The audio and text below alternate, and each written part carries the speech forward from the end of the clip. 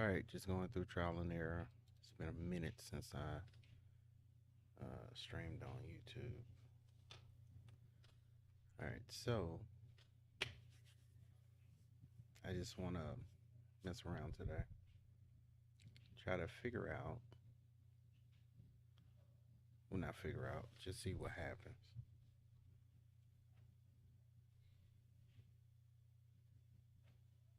And maybe take the less traveled approach on a lot of this.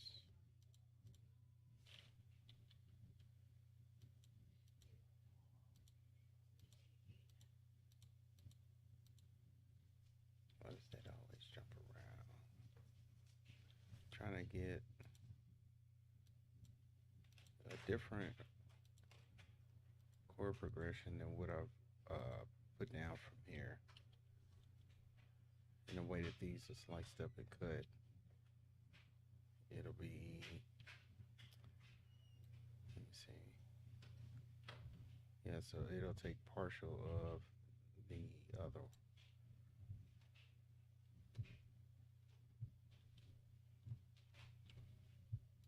So let's see.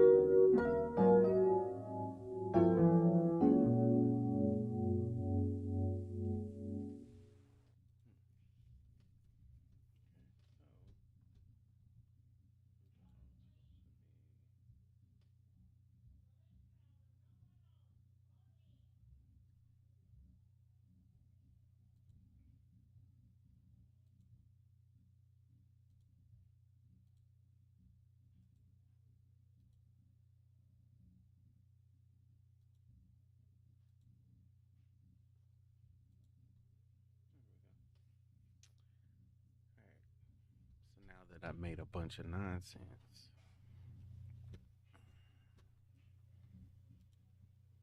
Let's try to make some type of sonic value out of this. I can actually get rid of both of these. So what I did is, oops, let's go back. The cool thing about the sequencer, not the sequencer, the chord sequencer, sir, red leather, yellow leather, red leather, yellow leather. The cool thing about this is that it's not just like the scales player to where it gives you the basic, and depending on if there's somebody that contributes their um, particular scale, here you can add a lot of um, tension notes, a lot of attenuated um, phrasing, um, automation that uh, you can go as far as anything that is a movable knob or a button. But like with the way that I initially did this was I started off by copying some of the chord progressions out of the Neo Soul in the Ripcord plugin, and I just did one. And as I progressed upward, I also changed the key, so it gave me this melodic, so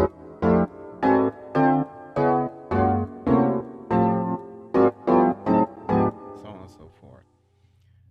It's intuitive and smart because, and we'll do it just on this for functions. Did I forget that quick? Oh, learn. Okay. So my root is going to be C sharp, C sharp, and the first note I will play. Let's see, wrong one. So this one, or I might add the ninth. So that's my first one.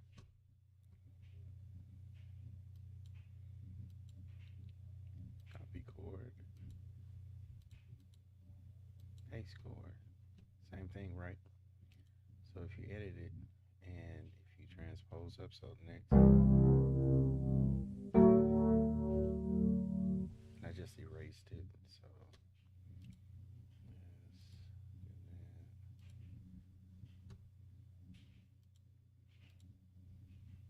yes, gotta do this over. Paste scroll. Let's clear it for paste. Okay. So now you gotta edit. If you transpose, you see it moves keys, right? So music theory, simplicity. Math is pretty much breaking everything down. So if your first note was your root is C sharp, are you doing major or minor? So if this is a C sharp major that I played, so my next one will be a major. So it'll be E major 9. And you just keep going on, so forth, so forth. So first note, second note, and you can, and this is what I mean, you can add tension to these. Jesus, I just erased it again. All right, go here, clear chord, paste chord, go to edit, two,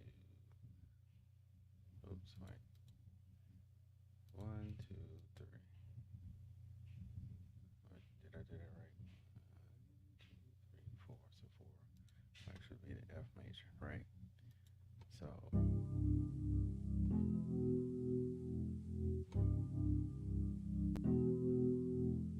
So melodically, you can add tension to this. So from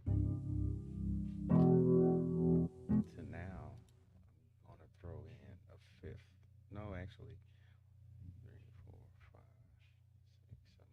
seventh chord, right? So now it's,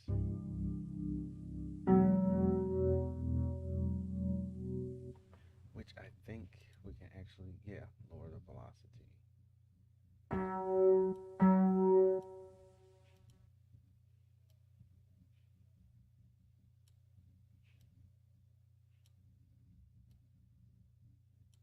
And these are the original velocities that I played these. All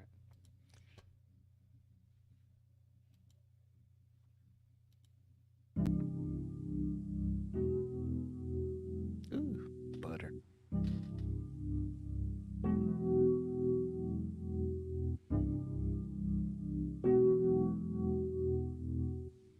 Now, and that's funny because I play it.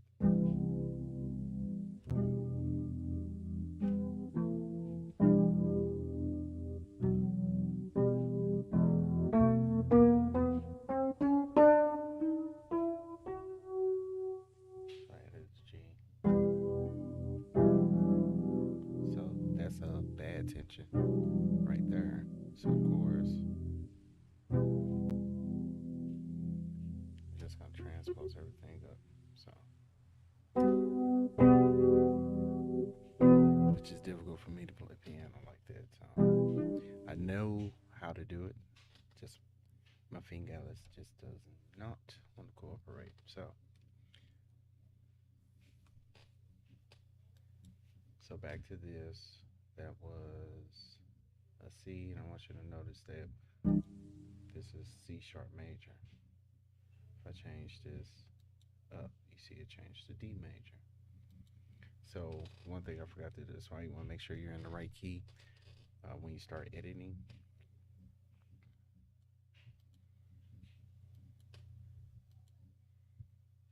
So as I have this sitting on C, I actually have that sitting on that. So now when I change to C sharp,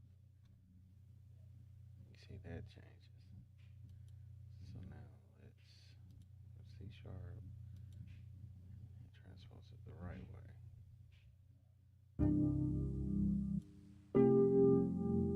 Now that changed. Crazy, huh? And that's because I got it in C. And that is because these are the right physical notes that I'm playing.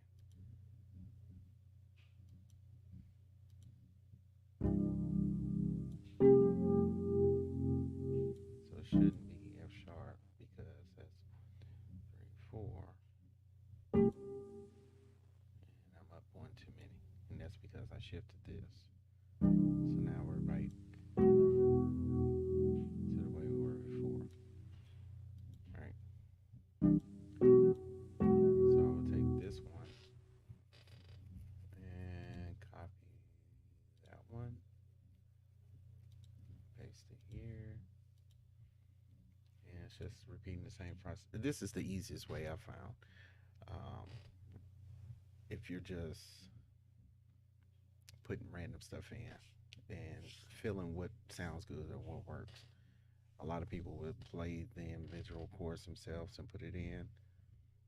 This is probably the quickest way, especially if you notice there are some chords from, let's see, where is it? It never shows up over there. Nope, that's not what I want. Wrong one. You just all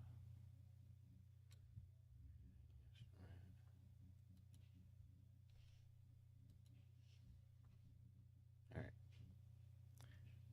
This better not be over. Okay. Excuse me. So if I put a player on this,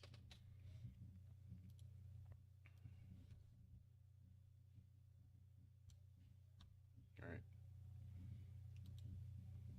and if I see a chord that I like, say like I'm already in major, so let's do a minor note, right?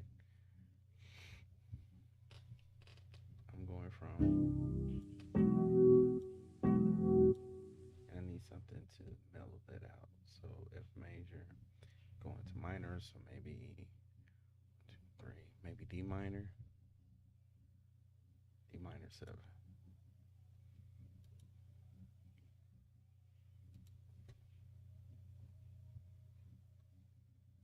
Now here is something I didn't try before. I'm coming from two different players, so I wonder will it let me paste what I just copied?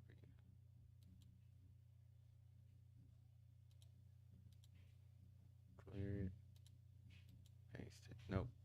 All right. So this actually has to be, yes, see it stays within the RAM of that. So that's when the handy dandy, when point and click comes into play. So this will be a D.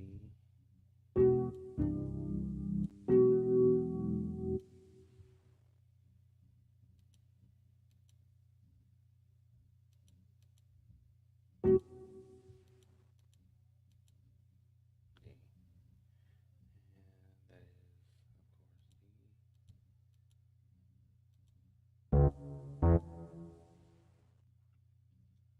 Wow, they actually spread it out like that.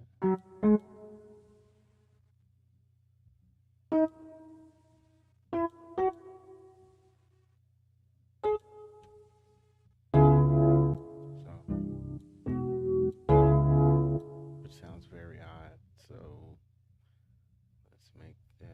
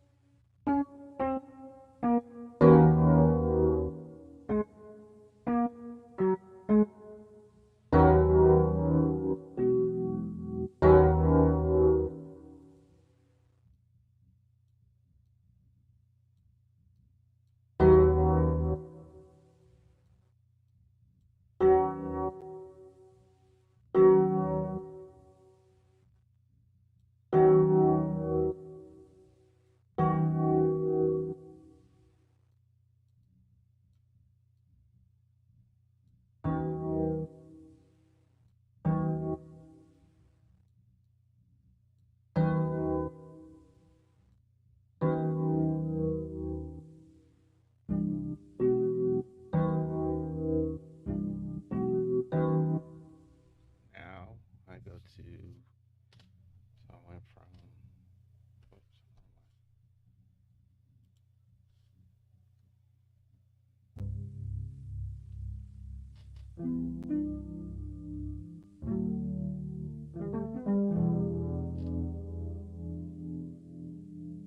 so the F minor.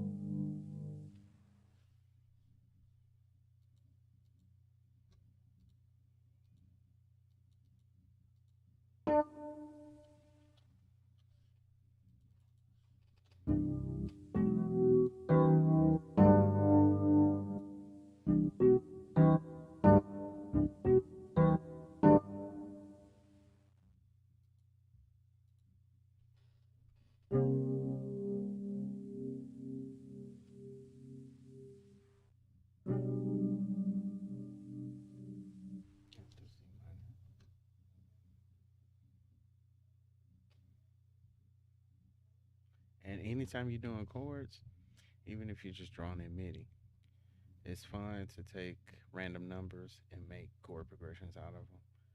So just by what I played off of feel, that still is a C minor chord and adding a flat 13. So what that means is it's a C. It's in a minor scale because one, two, one, two, one, two, one. So these two notes are within a C minor scale.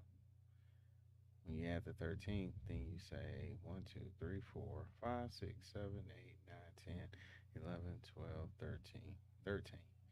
So this is not in the scale.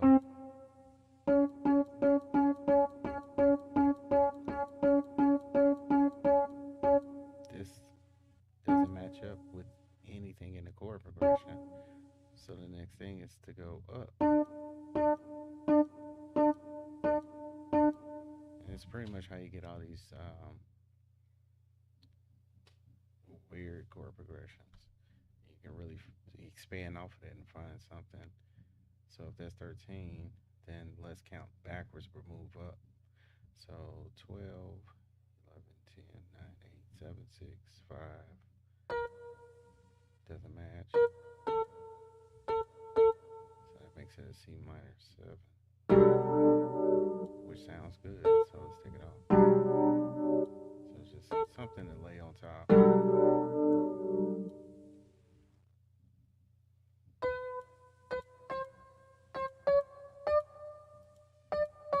So I did this because, in simplistic terms, if you just put a C minor chord, let me say that. If you just put a C minor chord, or not a chord, but a triad, so major, minor. So this is minor, this is major. Okay.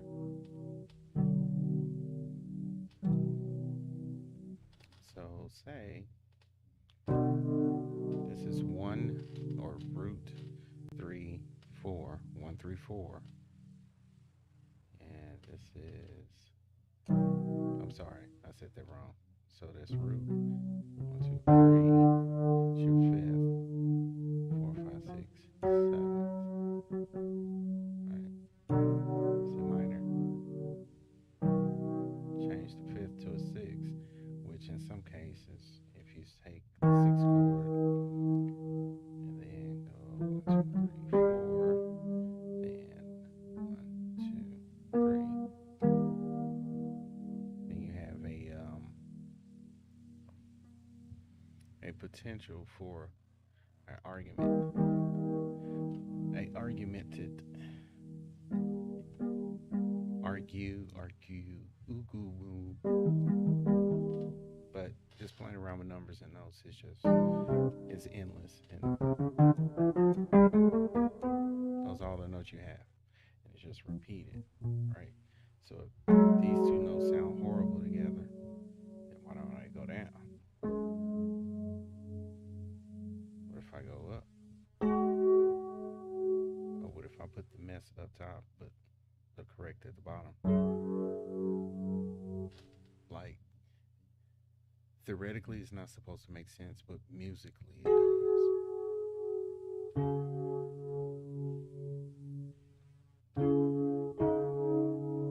And my favorite of this example is D minor.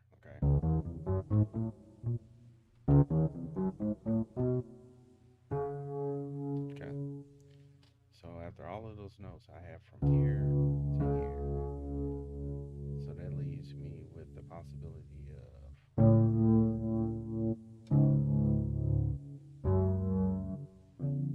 after a while, it becomes um, repetitive. So instead of doing the same,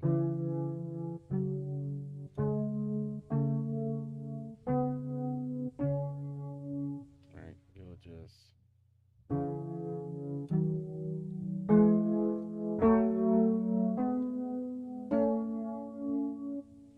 okay, practicing your scales and learning the simple stuff, even if you're not,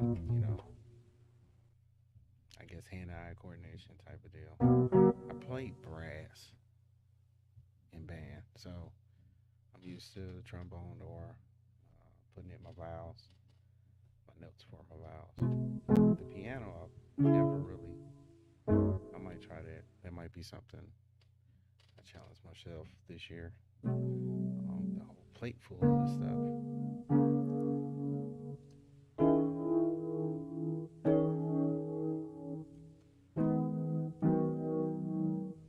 So,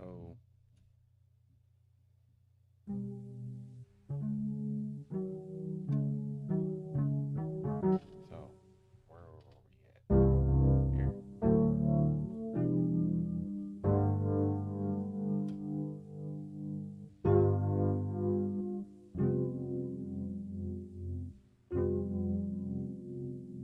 All right, take it from there. Ooh, if I can reach.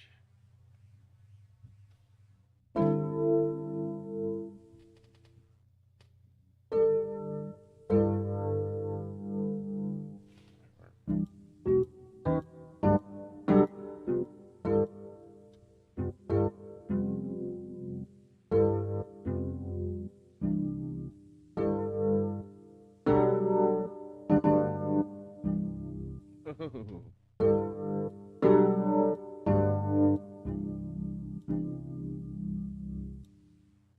And it is, man, a sustainable chord. I think that's what I meant to say the last time.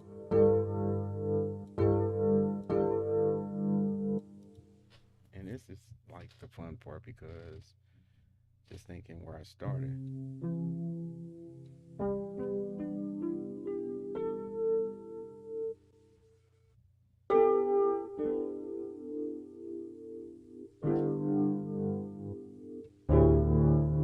Yeah, let's leave it there.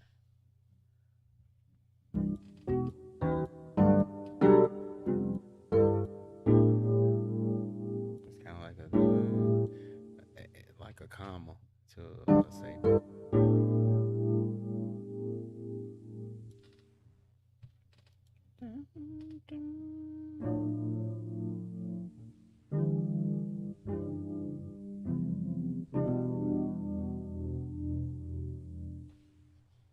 right, F minor.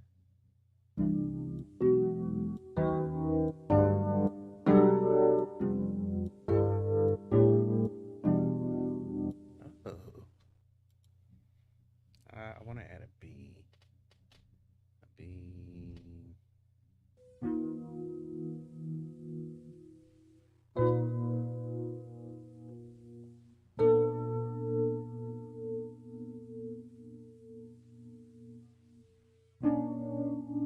Too much tension.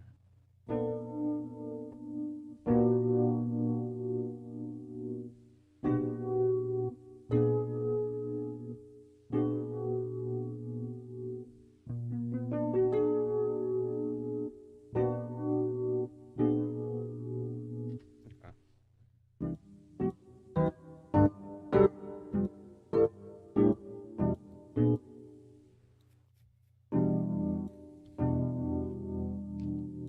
Right. Take it down from that one.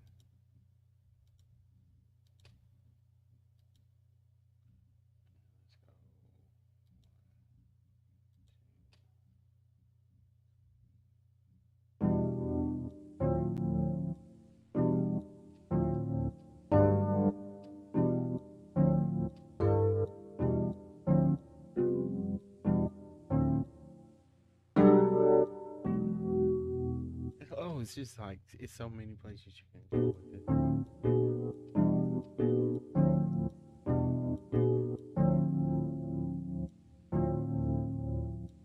So let's take this one.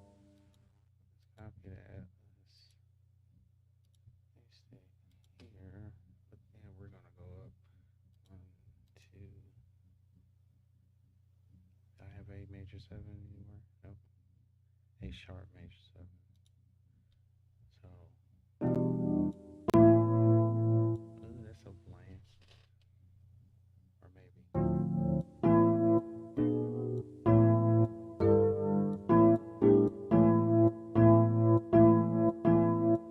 Let me take the velocity down of this one.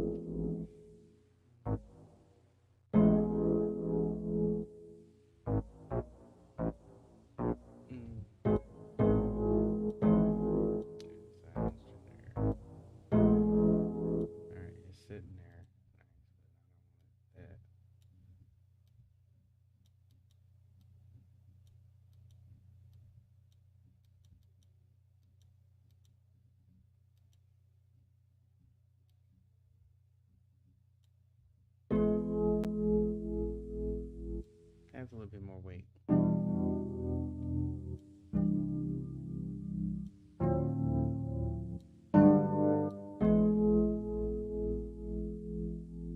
Almost like if you want to lead up to it. Anyway, so this is pretty much how I came up with the second one. I'm glad I have this here. So you get, yep. So not only did I have this side, but also I have the first side I began with.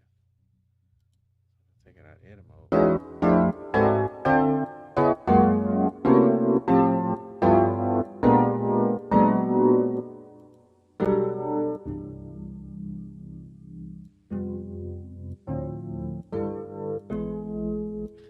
So just all over the board, right? And yeah.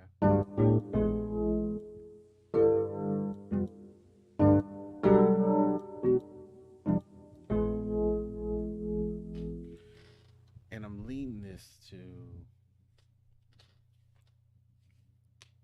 since there is a issue with sampling since the beginning of sampling, since there is an issue with replicating to a melodic similarity, since there is an issue with the oversaturation of samples being provided um, by uh, by digital platforms.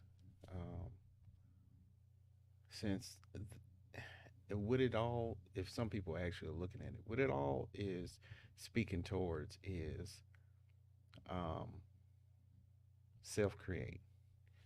So the idea of a sound, the in brass in general, the idea of taking this long tube and twisting it and bending it and adding controlled airways through it created the sound of trumpets, trombones, French horns, baritones, yada yada, etc., etc. So when it got away from that humanistic feel of something inwardly of a energy source blew out and controlled and manipulated the air to give, you know, that sound. Versus if any regular person would have walked up to it, it would sound like bark or something horrible. But somebody put their human love and soul into just how that sounds. Because it sounds like language that's leading to,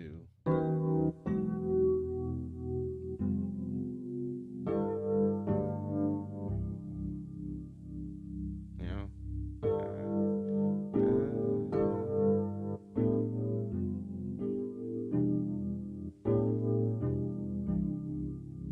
literally, I'm gonna say like I love you.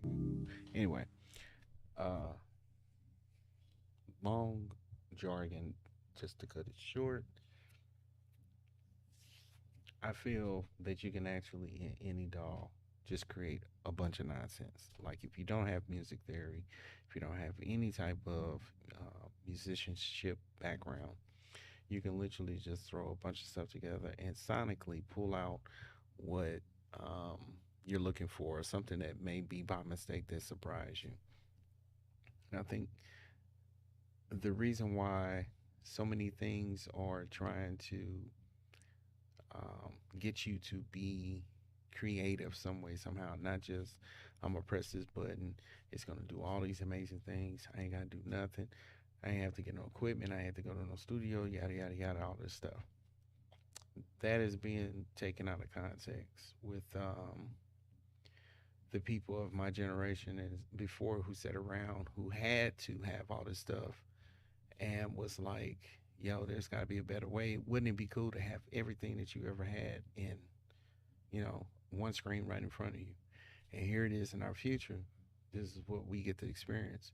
But the problem is when there's too much of a good thing or um, when there's too much accessibility to things that once were thought of to make a situation easier, then everything that deserves the respect of the process now has been automatically labeled in this easy category. So where it's like, yeah, sure, I can sit up there and hire a drummer or get on the piano and do it myself, but why? I mean, why when all the easy stuff is available? So now it seems like there's a great cry of, hey, go back to what made music genuine, rather than, because if you think about it, if everybody, um, amateur or professional to the highest degree, if everybody is making sonic sounds off of computer generated equipment, which means that it has to take what it received, encrypt it or decrypt it down to an understandable language to it, transform it between a true and false situation of nothing but ones and zeros. So there's a lot of digital imprint put on something, to where I think it's been going on so long to where we don't really, like, very few, and they give them labels like, Charlie Booth has perfect pitch, or she has a sonic range that no one should be able to capable to do while breathing or not. And this person's um, understanding of chord progressions is crazy. Yeah, for, his name was on the tip of my tongue, but the prodigy that the or one of the prodigies. Oh, it's on the tip of my tongue. I can't go any further. Moon River. He used to do all the Vine vocal split cuts, and he'll harmonize them. And so, anyway, to where they have said, well, all of this that is good and so much, I'm gonna use it as a tool rather than this is all I got. And being just like everybody, wanting the newest new, searching the plugins, uh, some um, unauthorized methods, and I have to believe that not only myself but a lot of people have gotten to the point where it's like, okay, now I've gotten all that, now I've achieved that. It didn't do in the long run what I wanted to do, and what I wanted to do, I've done with the simple stock stuff or with just my hands and a cup and pencil, you know. And it's like, when we as creators sit down to do anything, may it be art, may it be music, maybe just thinking on designing a plan, do we actually take into consideration, are we trying to do something big that only requires a little um, resources? And then to look at your own setup and say, do I have way too much? Because if you have way too much, then it's like um, you're not focused 100%, because you've always had to make something work before, which was probably the best feeling of creating. Only to now you have everything you need and no excuse, but yet nothing comes out the way that you think, or you're not getting done what you wanted to get done. So, too much of a good thing is a bad thing. For every problem that requires a solution only creates another problem.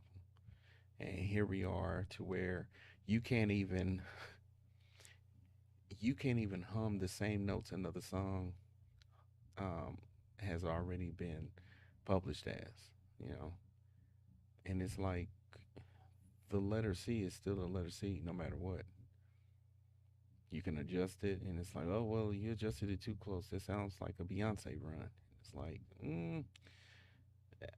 okay, or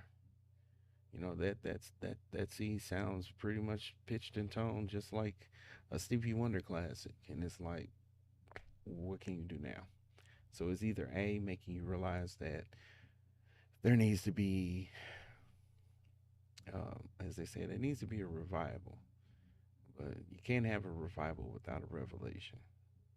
So maybe everything needs to be as simplistic as possible, because That's why there was a community of mix engineers and producers and recording engineers. And now it's like if everybody does everything in the same digital format, then all of it's going to sound the same. And music was never meant to be the same. Hell, people ain't even meant to be the same. So it's like those particular gears based off of somebody dropping something or kicking it or the way it was set or imperfect it was or as sound solid state as it could ever be added texture and value to classics that which you feel because the person put human touch into it, to sit there and mix without seeing any waveforms or to master a song based off of a feel by listening to the song and the song speaking to that engineer saying, "Hey, I want to go lower here or I want to go wide here."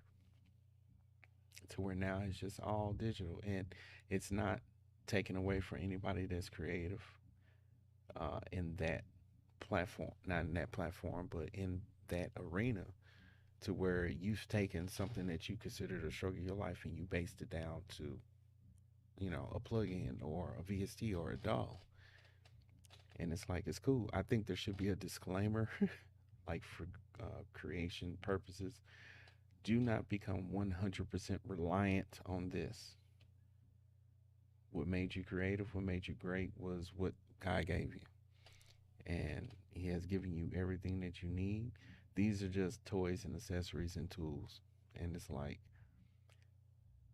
my first attention was to come on and let's do this and let's do that, like almost tutorial ish or instruction. So I think now I've not been able to stream because of the way I work. But I think now, I think I'm going to just get on here and create. So whatever happens, happens. Whatever don't. Because I don't think we need another tutorial. We don't need another. Hey, did you know this dog can do this? Hey, do you think you've ever used this plugin this way? And it's like you know what to do. You know what you can do, so do it. Um, but I don't want to take that away from somebody if they're like, man, no, I need to see somebody else do it, or I'm a visual learner. If I can see it being done, then I know I can do it. And everybody can have that. Um, I'm speaking for myself and maybe a great deal or very little group or none at all that may feel the same way. But I'm grateful to see those that create, but actually step away from the computer and grab an instrument or record some type of clicking, clacking sounds or whatever. Um, but this is just to show part of my approach to if if I'm about to grab for a sample from a sample pack, or if I'm looking for a either a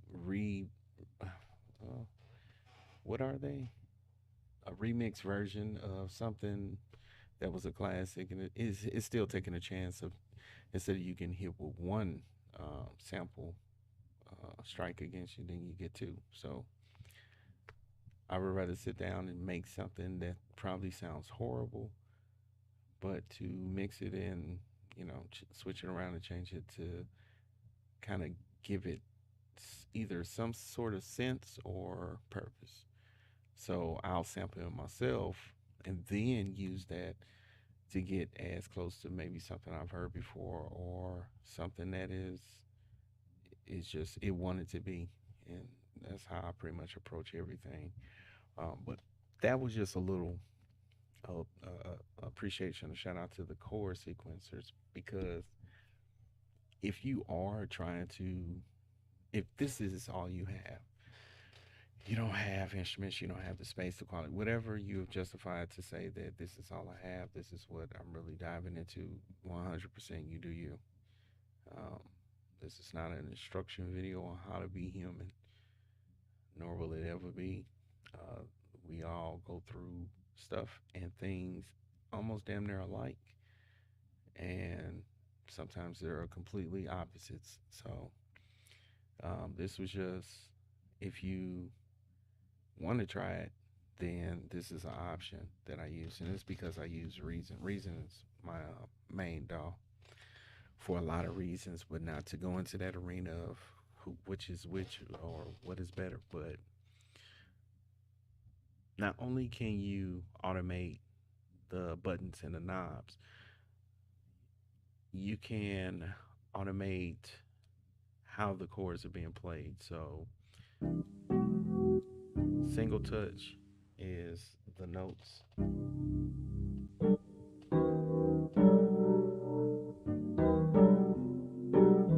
that you touch on your MIDI keyboard or that you place in the into the MIDI lane.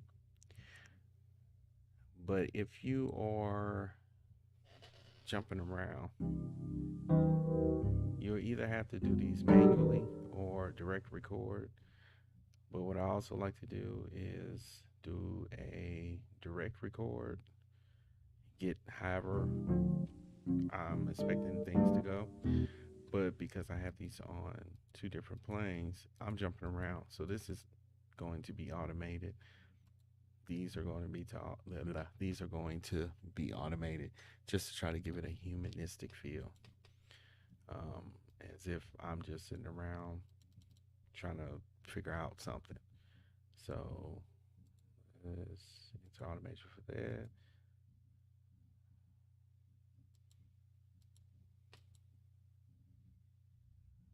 It's automation. Oh, so that's dope. Where is it at? All right, so that's it. So this is what I'm saying. Okay, so let's do.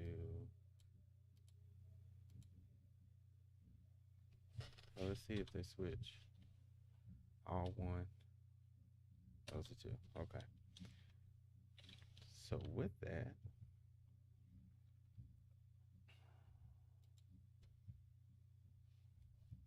so I'm going to play a syncopated rhythm first and see what keys it picks based off of the notes that I can do with the scales. All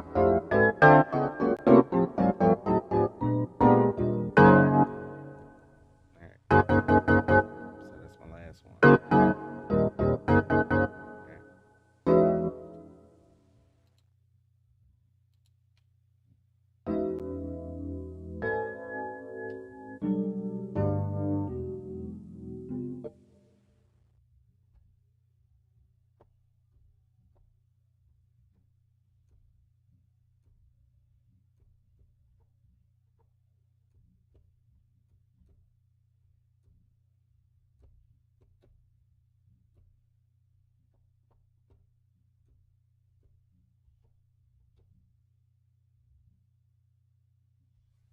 And for some odd reason, I think it's just this or I like.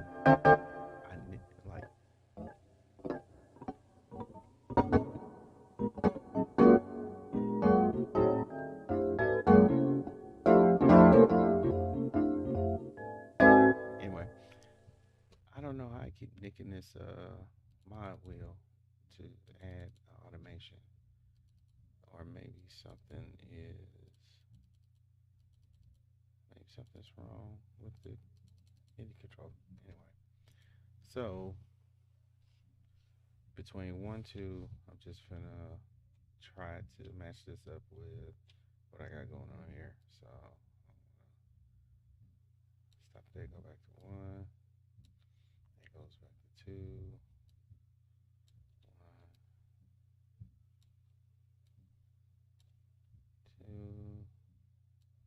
two, one. Let's see. If I change it midway, so really in essence, this will be my this will be my rhythm, regardless of the click. So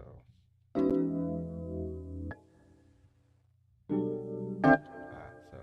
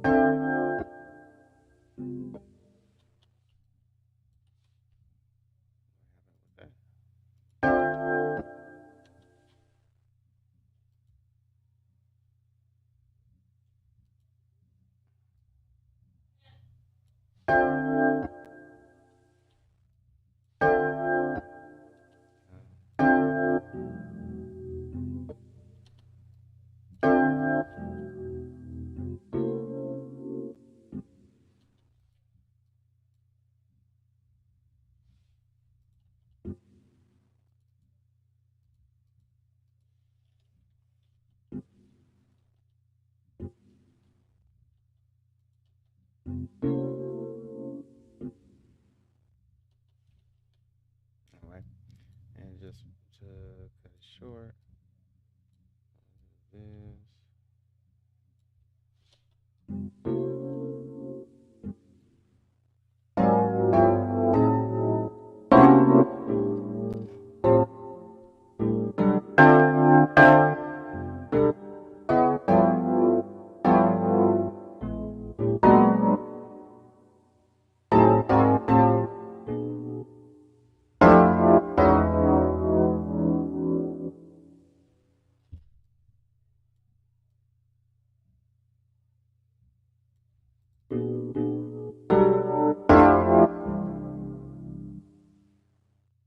Anyway, the other thing is that the velocity of these notes were getting out of hand, so let's audit, let's edit automation. And for this, I'm actually going to link it up to one of my notes. My notes, I mean, my, what you call it.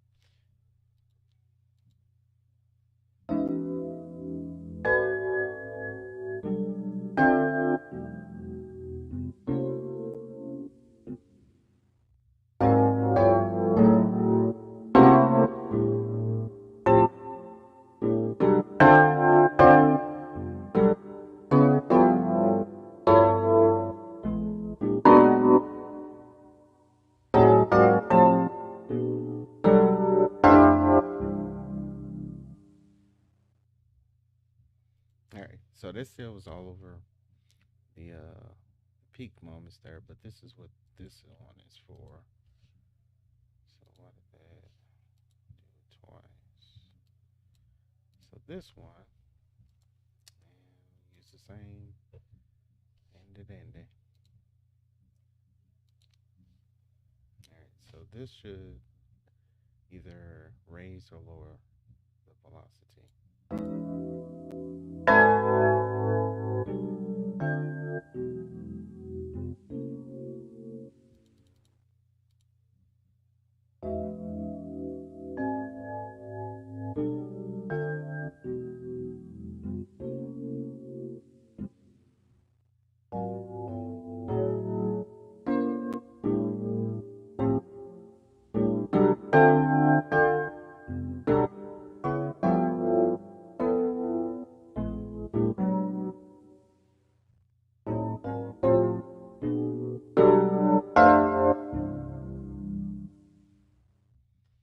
Now, because that hurts the ears by them all syncopated at the same time on the same note, the same velocity, and I'm gonna also adjust the timing on this. Hopefully, I can get it right. Get it right.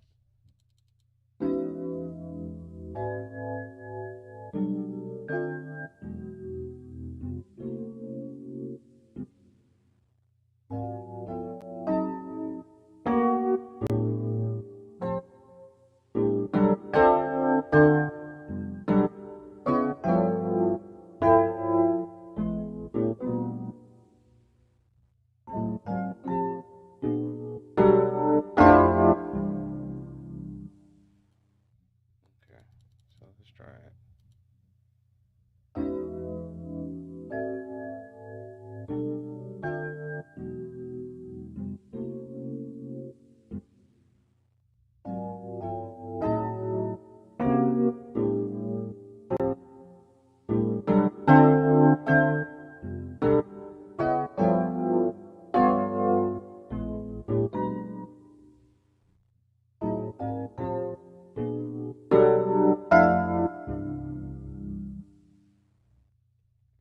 So, and here's the other play that I have with this. It's not really that, but even though it may seem like we're adding in human value, it's still being broken down to the very minute process of which whatever device or computer you're using can understand, and it still equals to a stagnant one or zero. So there's something about being human that we are able to maneuver through that one and that zero, almost like how two molecules are being held together by atom or two atoms being held by. But either way, the fact that in between gives you that flow, that groove, that feel, that one E and I know a jazz musician that said he plays and he lives on the and. So one E and the two E and the three E and the one E and the two E and the three E and the one E and. So the attempt there, well, what I did may have felt and sounded human, but then once it um, pretty much broke everything down and got it to where it is, um, what's the word? Uh, use it in Ableton, consolidated. So after it consolidates everything, it goes to the understanding of the stagnant one and zero. So sometimes the other thing to getting unique sounds and textures is also to just sacrifice all that you can use as an easy button and just record straight from that source as naturally playing or whatever and just deal with that audio frequency, which is a it's really not bad. Like in all dolls right now that I've used, it's actually pretty decent. Um, Studio One would be my top one, and then it would be Reason. Ableton is okay for a certain extent. It offers too much. I know it's helpful in the long run, but it it's like almost everything else is. It should be an option, um, because too many clicks or too many off clicks will bring up the fact that you can change the tempo, the speed, the transpose, the pitch. You can do all of this, and it's like it takes away from what you were, the creative space you were just in, and that's any DAW. Um, like I said, Studio One is the best one because you can add effects at certain points of that audio. You can do so much just by a script. And that's my favorite thing. Like you could put the script in, or maybe it's just I just like the extra detail stuff. But even if it comes preloaded with pre-scripts, so in Studio One, I noticed that for the longest, if I did something to a waveform in the sequencer, not the sequencer, in the track playlist, um, it would add like so many steps ahead or so many bars ahead and behind, and it's like I just wanted that little piece saved the way that I manipulated it or edited or whatever. So I found out you can do and write scripts to where it's nothing but a list of commands that's being followed, which ironically, haha, that's how the computer breaks down and does anything. If it wants to play a sound, even though you click it and it seems seamless, it just went through a whole process of first you got to do this, then that, da da da da da, and then ultimately the end result is true, false, play the sound, don't play the sound, right? And you could take that across everything. That's why the people that created these devices are geniuses and they deserve the respect and the humbleness and meekness that they walk around sometimes with is like your mind works on a different level. For that, I salute you. Um, those that have good intentions, please continue doing what you do. But this is basically what it's doing. Um, but in Studio One, you can put a design number amount of commands that will go seamless. So, and when I found out that problem, I did a bunch of searching and came across someone and said, "Well, why don't you just make a script for it?" So now I have it to where it bounces the sound, it bounces it, it understands if that track is stereo or mono. So it either stays either or it doesn't go straight to stereo. And then the way it saves the audio, it doesn't add extra seconds before or after. Now it just consolidates it just as it is right there. So if I put a reverb at the very end, but I didn't extend the waveform out to compensate for that extra reverb tail. It'll all go straight to however short it. I think I have it set to like 1 bar or something like that. No more, no less. Um, that is the highlight of going between dolls, and I wish that Reason had something like that. And even so far as just the waveform itself, you can only do square, triangle, cuts, and stuff like that. It's like, come on, catch up. Um, so with this, the two things I'm gonna do, I'm going to send this progression to here, and as you can see, it didn't send it exactly the way that it's played here, but it actually took into account everything that's going on here, right? So since this is disabled, you can hear like what this is doing. Also, the velocity, everything is adjusted, which you can go because it's ones and zeros. Go ahead and adjust this.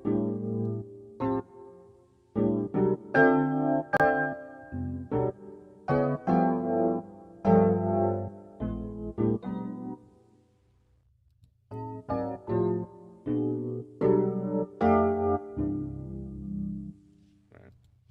So automation goes a long way, especially if you don't look at it as a hassle, but look at it as sometimes the solution to things because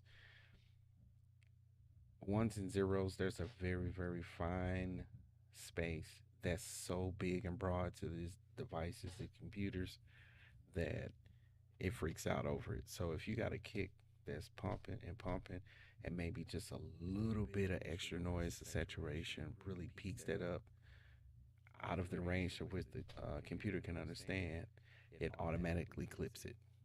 So what is sounding like interference or what it sounds like you're going over thresholds, you're really not. And this is why they always say that you're not in trouble when you're in the red. Actually, it could be a good thing because there could be some type of texture, sound quality, or sonics that's resting in that. So look at it like this.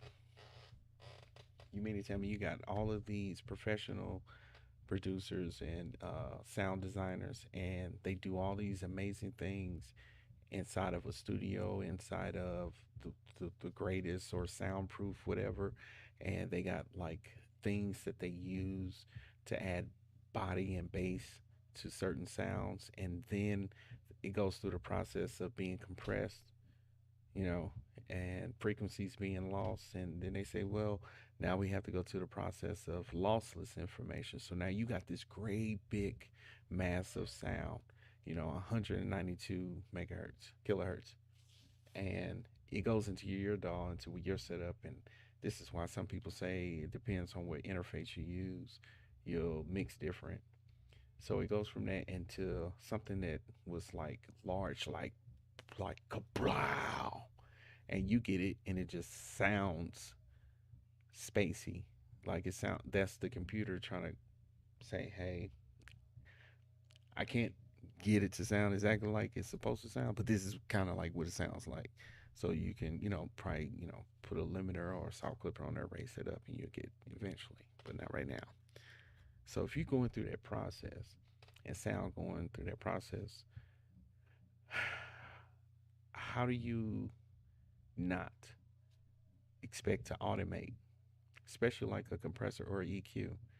You know, if it peaked at a certain point on just the sound itself, what if that peak resonates with a different frequency that happens later on down in your track or your sound design or whatever you're doing?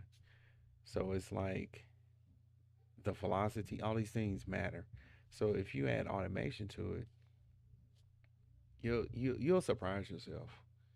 Like I've done like automated trans not transpose, but transient design on kicks with just the mix the mix channel and maybe some parallel compression here in Reason and just the mix board itself.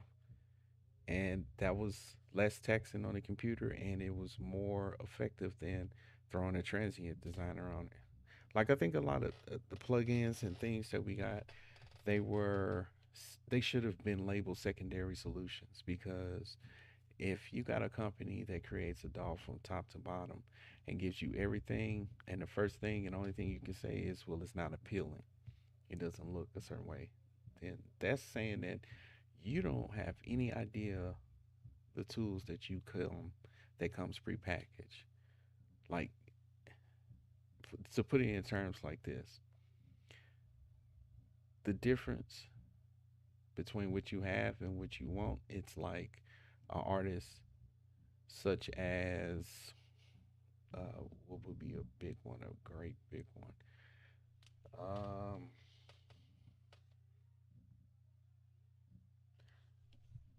such as Picasso and all of the colors, all the textures. Now he shows up with paintbrushes, paints, and all of that, and you have a artist like mm, Jim Lee, a pencil and an eraser, right? So not the different art styles, not the different types, but that's somewhat what the comparison is of a DAW and a plugin to a DAW that is stocked with everything that you need versus a plugin that does one particular thing or even multiple things.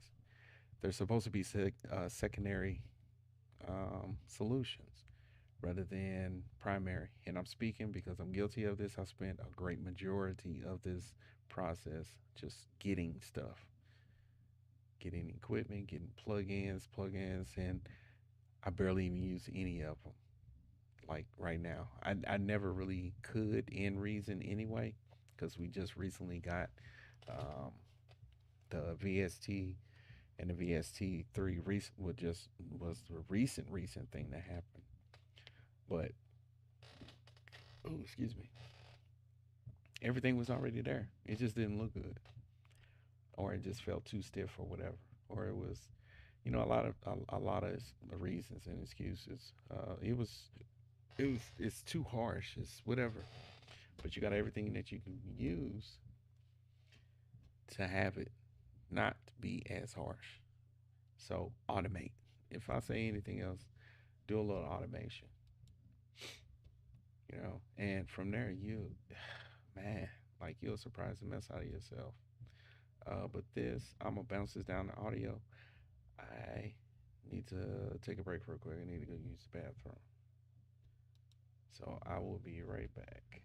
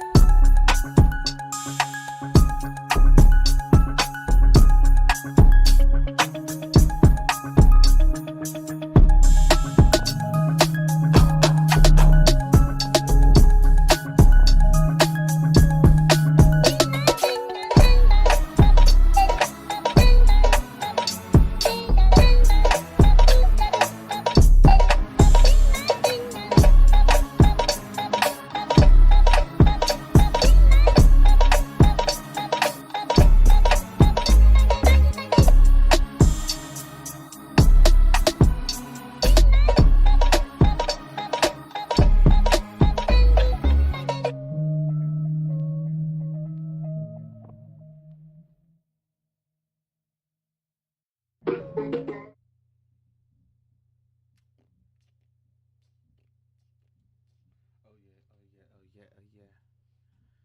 Oh yeah, oh yeah.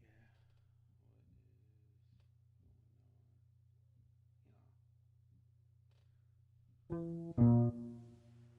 So, oh,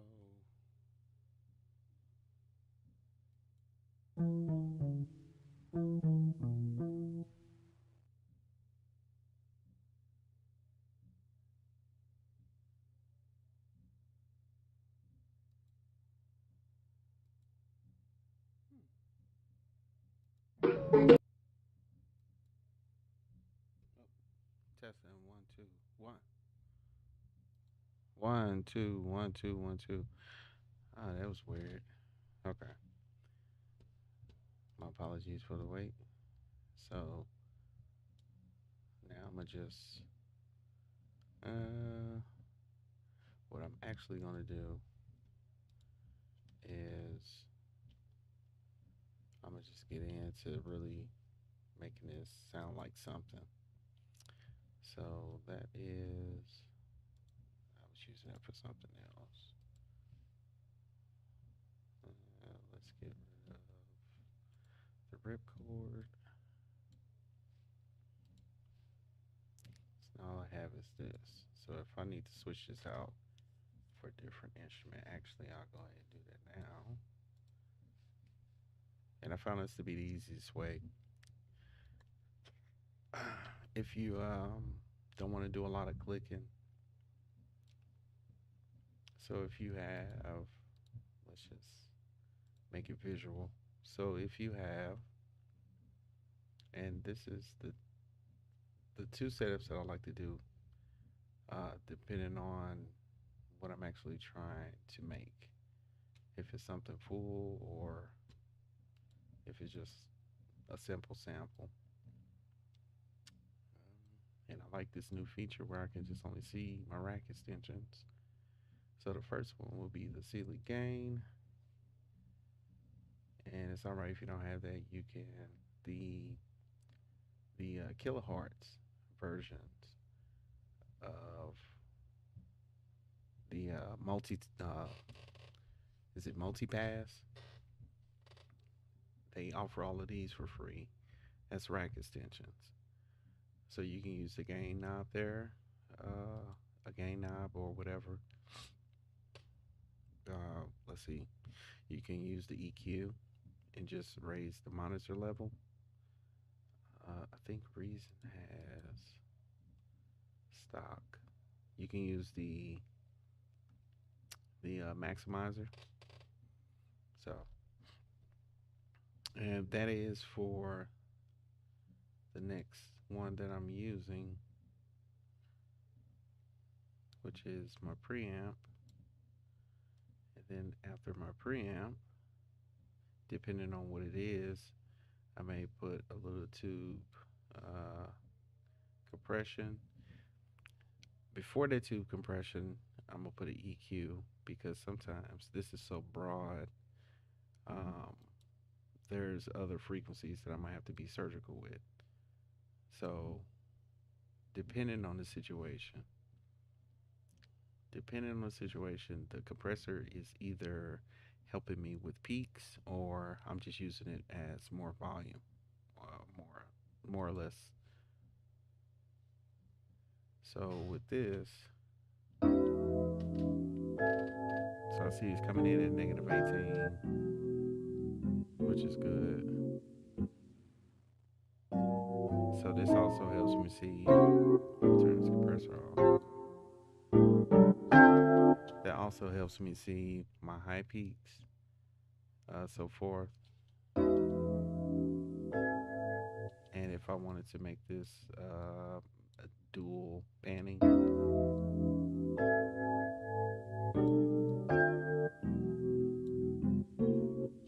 so I have it there, and I'll just EQ the mids.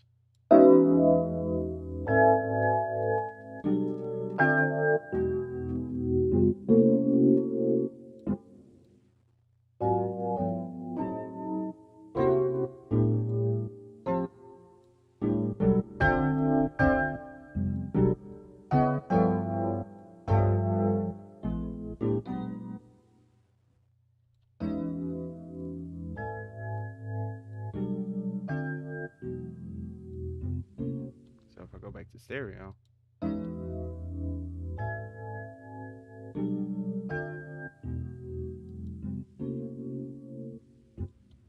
So I left a little hangover on the low end.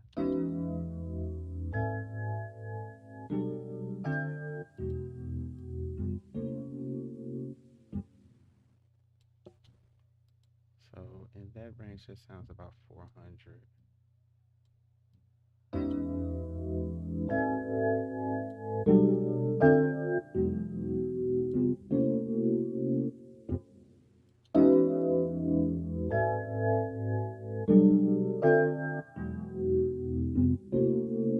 Like right in that area.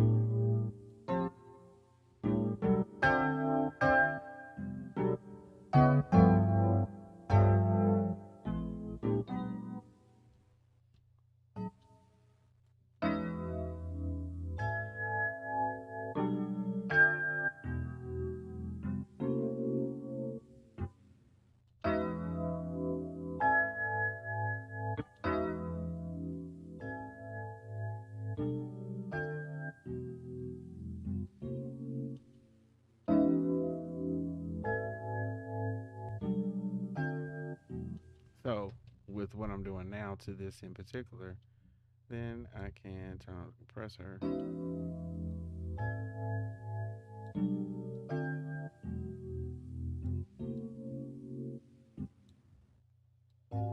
just to lose a little bit.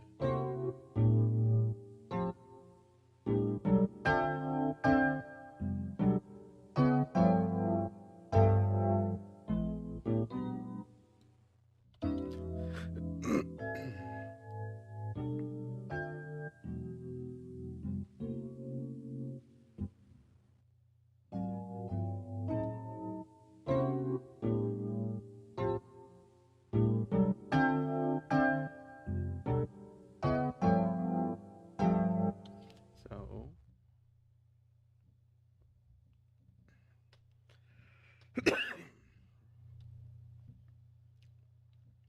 I'm not going to get real in depth or particular with that one. So from where I started at 1816 to now down it is. So now I just use this as a reference so I can boost the gain.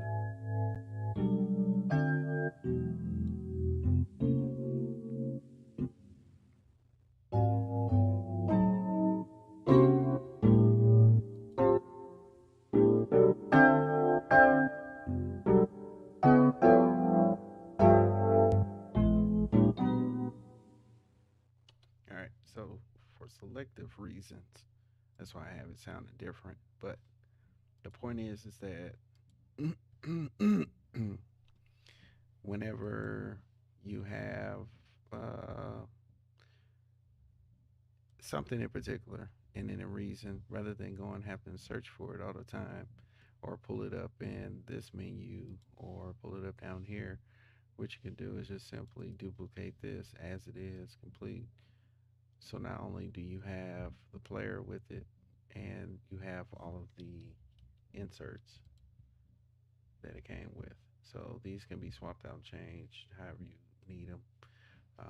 I may go with parametric EQing or may go into some type of dynamic EQing.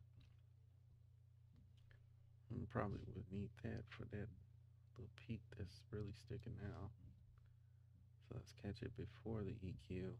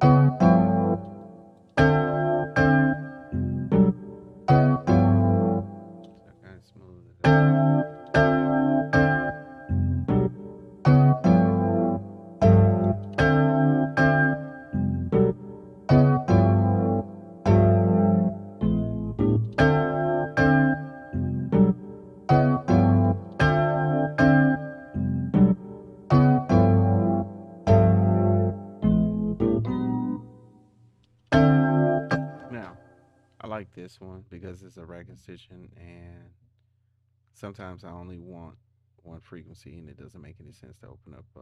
I have a particular EQ from Tone Boosters. Is it Tone Boosters?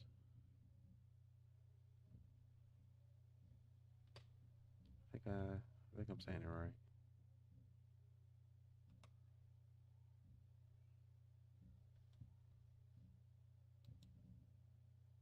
Yeah. So I have the dynamic EQ4, and it's a nice EQ. It's a nice plug-in. But if I'm just working in muscle memory, I'm used to looking at everything that I can dial in right in front of me rather than it be a VST. And if it's a VST, it shows up just like this. So I have no visual representation of what's going on. That's for the sake of using a plug-in. But the dynamic rack extension, and you can automate certain points of the EQ also. So everything is automatable. Automatable. Everything can receive automation. So rather than, like I said, I got all these extra toys and tools. Rather than use that, I have to go through extra steps and set it in, add in the the dynamic value, and it's just extra stuff you got to go through. And that's if you want to go through all of that. That's just my plight. I'm not saying it has to be done. What I'm saying is that if you're in a DAW, everything that it comes with stock is made with all of these things in mind, regardless of if it's the shiniest bell or if it has something unique that someone is making unique. Um, you're still capable of doing everything just standard while also down here keeping your CPU low, because ultimately the final mix and the mastering process really adds the color and the the happy mistakes of the sound that a lot of good records are known for. Excuse me. So you can go through the process of making it sound like very harsh and high and clear to morphing and doing something else to it, and then just adding melodic elements to it to really make it stand out as unique. And it can be done just as well, sometimes if not better, with all the stock devices and plugins that it comes with, versus having to add extra third-party plugins and taking the risk of it crashing. And there are some that I use regularly on everything. Like I'm looking at this little radiator. That's like out of all the plugins, I could have got all of them, but I just wanted that one. And I wasn't even into sound toys until I tried the little Microsoft micro shift, and it's pretty much like that with every other plugin. It's just certain ones. I went from always thinking I had to have everything that everybody made a video about, or that I've read or that I've seen or heard anybody talk about. Well, yeah, I'm gonna get that. I'm gonna get all them. And I remember I had every single wave, and it's like I've picked narrowed it down to the ones I use. But even now, it's maybe one or two that I use, and some for certain situations. But to have all of them is like, at the end of the day, it, it's its best emulation of something that's physically still around, if not being used. So that is a quick way and a detailed breakdown. You probably didn't even need it, of keeping everything as I was about to say syncopated, but keeping everything as lush as possible. And I'm probably using the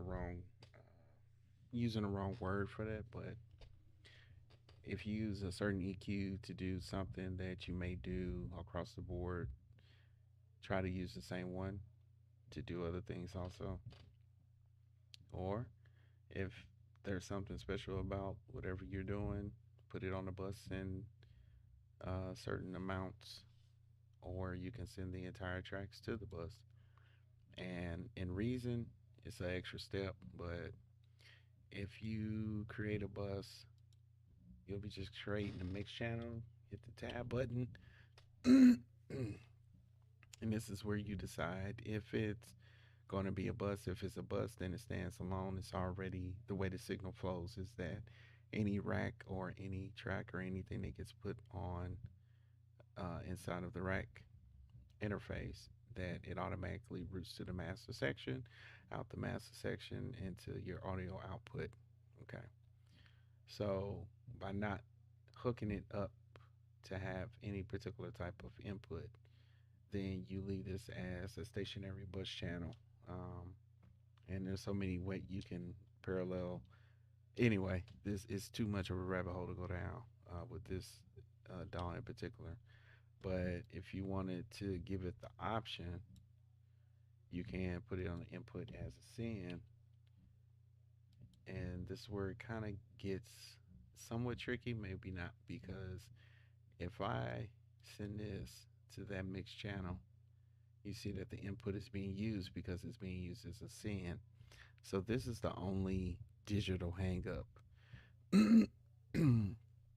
It emulates a real scenario, but yet you got to look at it like I'm on the computer. So why can't I just bypass that, right? So this is why I said parallel compression.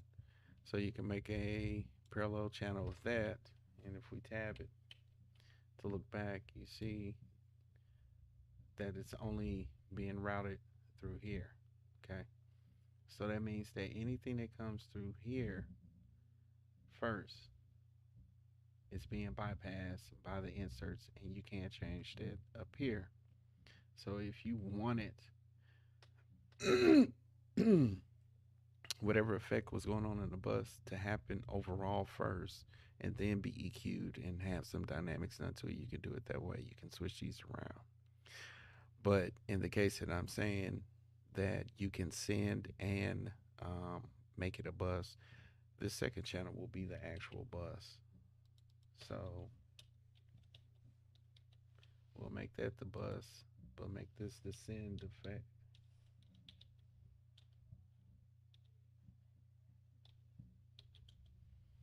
All right, so everything now can go to this bus. And let's say overall, first thing, let's say you do use VSTs, okay? Let's say, where is it at? Let's say it's getting this.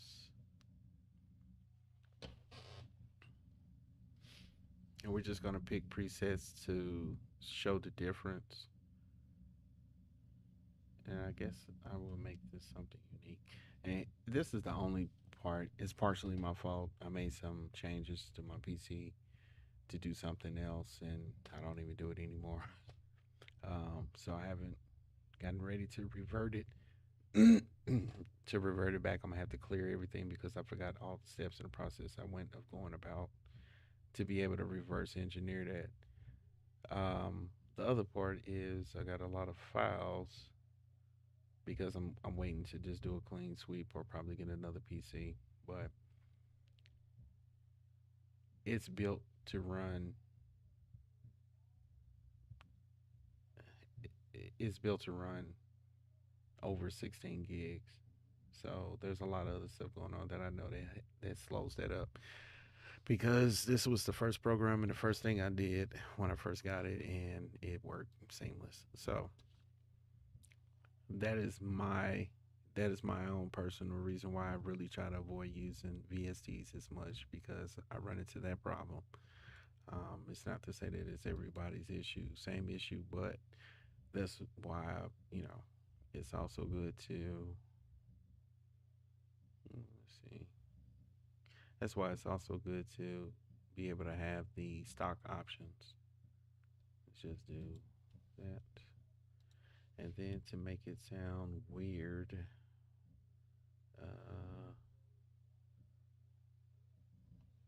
one minute. Let me just tired of looking at it. Let's nah. That's just space and time. Okay, so the RC. Just because I know the type of effect I'm gonna get from it.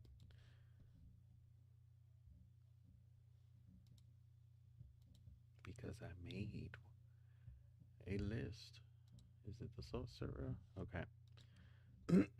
If I press play, nothing's being done. All right. So let's pick the right one. I hate when I do this. All right. This is the copy. So I said we're gonna do something else with this. So let's get that. Let's change this color. And I wish this was a little bit more accessible uh, to minimize extra clicks. You don't have to. So if we can scroll up over here and change the color, or have a option here rather than having to right click and then you got to move the mouse, which it kind of contradicts me saying in the beginning. Basically, you got to do the work and have the process. So it's just one of those things of using a DAW for so long. It's like, man, okay, I think I done worked up the wrist muscles for this. I think we can go with something simpler. Um, this is only going to be coming out of this olive color. And so I'm going to make this one mono and leave this one in stereo. So I'm going to bust this to the bus instead, right? And you see it said input was still being used. And that's because it was parallel compressed, right?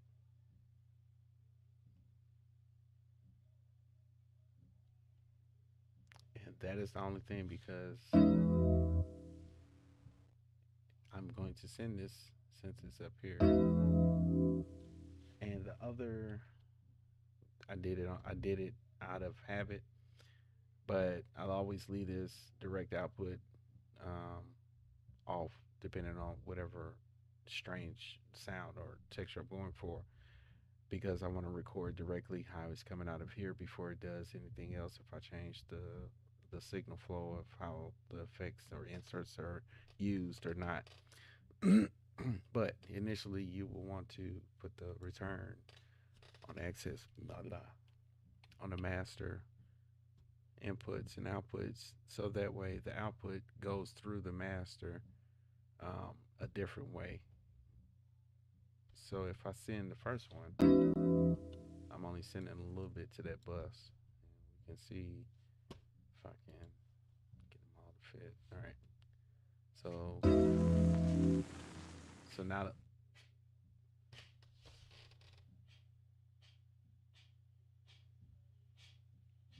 Pancho, good. Dog having a nightmare. Hold on.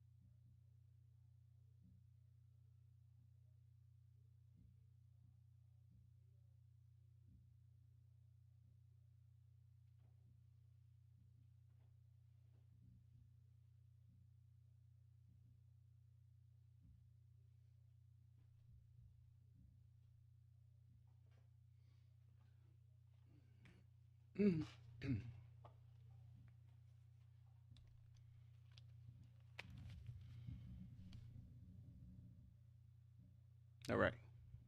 So my apologies. If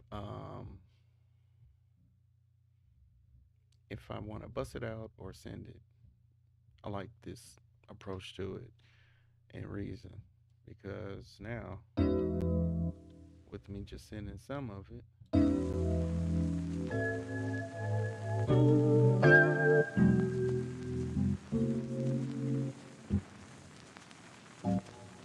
it's annoying. Let's take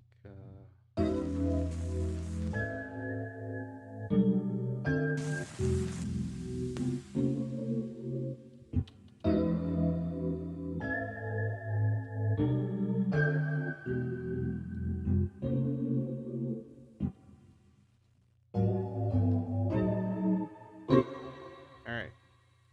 So that's how it sound if I send it to there. So now let's send it to the bus, right?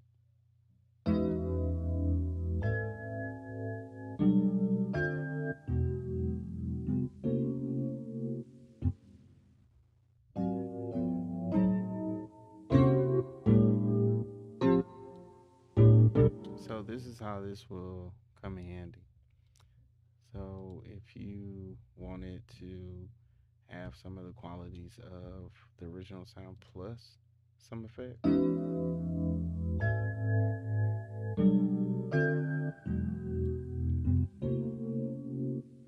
now here's a feature that they took away. It used to be over here to where you can listen to the FX and the sends separately.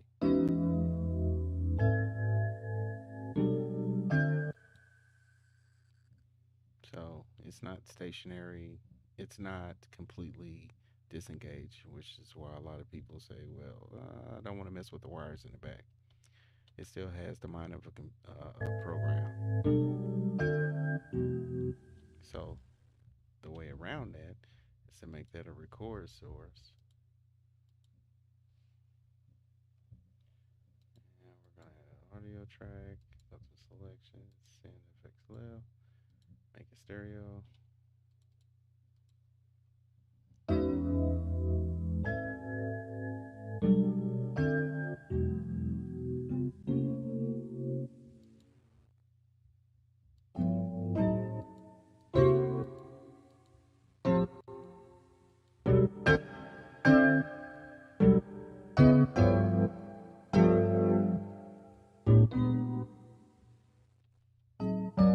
I was just doing that to mess around just to make this as exaggerated as possible. So this is the sound that's coming from that bus. So this is the effect. So that is how much effect is being put on the original sound. So I know it may seem difficult. Once you do it so many times, it just comes natural, like anything. But if you're trying to, do a bunch of tracks with everything separate, that could be one option. Just leaving the bus as it is, that can be another option. You can also, and I like this method too, you can take one sound and you can split it. Just trying to explain this now is you become a mad scientist in this particular DAW. And I'm kind of like that in every DAW, but especially in here because you wouldn't think that it will allow you to do so much. And I'm saying that personally from coming from version all the way, excuse me, back at version 3, version 4, version 3, something like that. So every one moving up differently. And it's like the advancements have happened. Like I remember we couldn't even do audio um, inside of the DAW. So there are some things that are not as easy as a click of a button, but it's still to me it's still fun to actually go through the process of that and just to be creative, even if it's just a little fade adjustment here and there, to where something like this in particular, where I want the option of an effect on it versus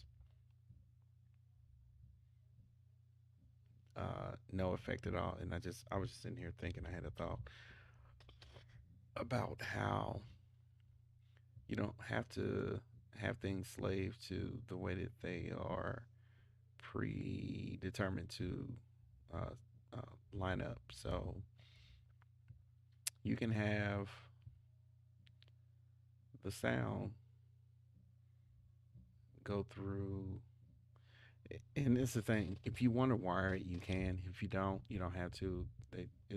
What I'm about to visually do here is basically this here. You know, I wanted to hit the dynamic processing first, then the VSTs or the effects, and then out to the EQ. Um, so it's either or, but just the idea of creating to make something, you know, sonically appealing, then it's like you can be a mad scientist about every aspect of it. So in this particular case, the reason I have two of these is because now I'm going to do something pretty unnecessary. Mm, I guess. So now the extra one that was down here, and let me get rid of this. I'm gonna use that for later. So now they're both playing. Let's see how this.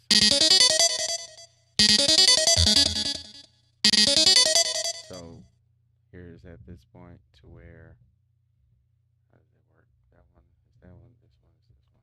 Okay. These settings don't work for that.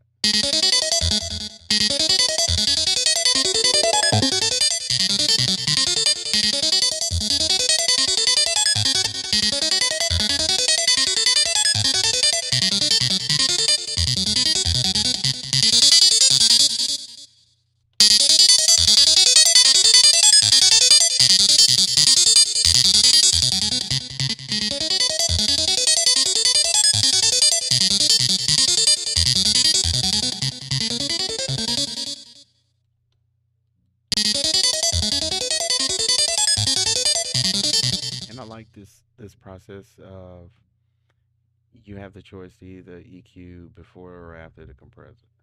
So I like this preamp because a lot of the frequencies, just in a broad spectrum, I don't want to leave them out. There could be something else that's underneath it.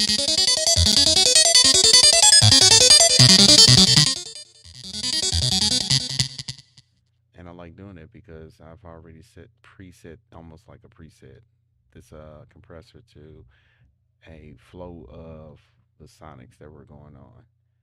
So I can adjust it very minutely, or everything that I do up here will affect the compressor later on. So by me boosting the gain,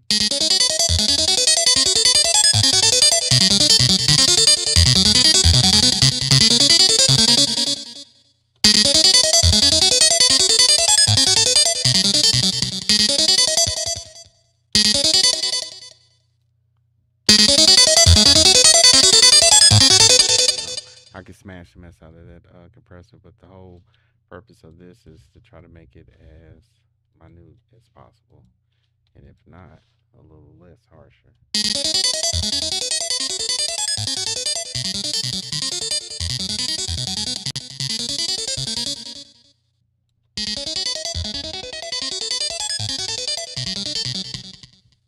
So I thought I put the. Oh no, I just put it on this one. Okay. So that's what I'm saying. Like if I was to make another track, And this was the mindset I was having of how I wanted my sounds to come out. I want them affected and particular dynamic ranges, but they are spread very broad. So I give a full dynamic signal to the mixing process to where now I can be surgical um, with some of the advancements, or I can keep it broad also. I don't want to be surgically removing through the mix process unless it's something I can fix with a um, EQ adjustment or something surgical like noise removal or anything like that.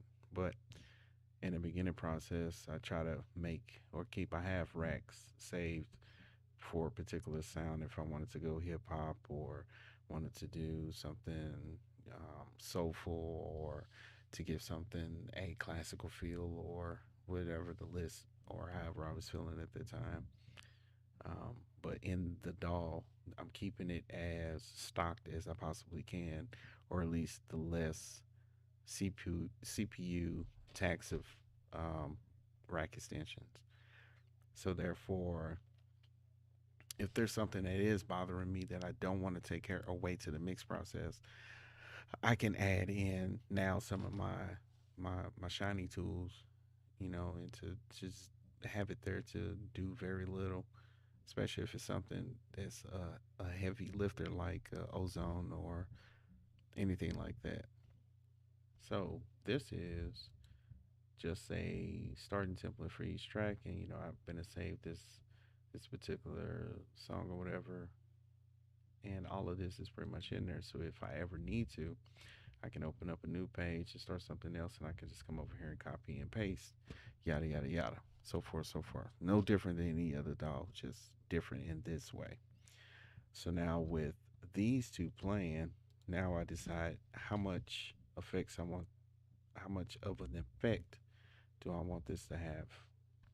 So do I want it to sound the same or different?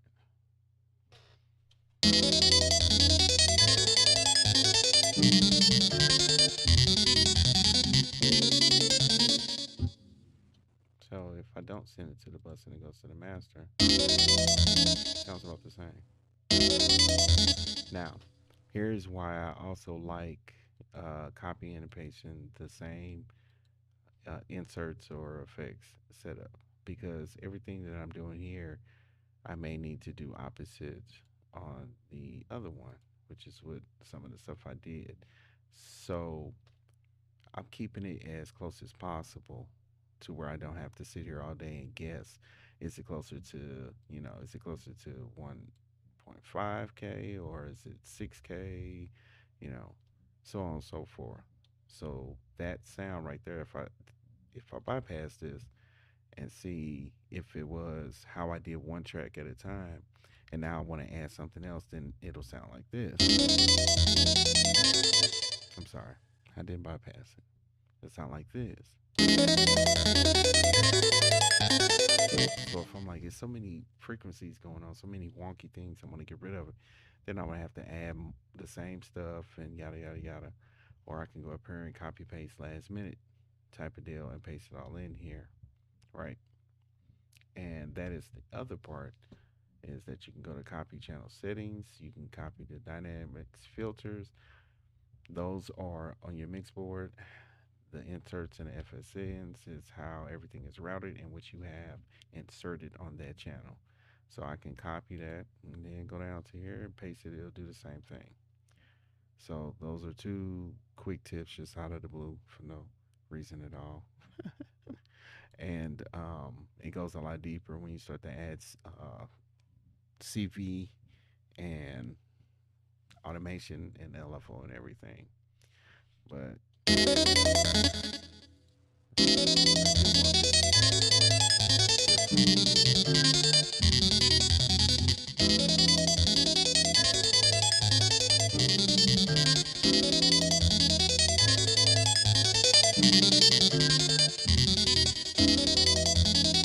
ironically, they're both in the mid, or they're both being EQ'd in the mid. So it actually sounds better. 'Cause this almost sounds like it's dead center in the forehead, peaking at certain frequencies.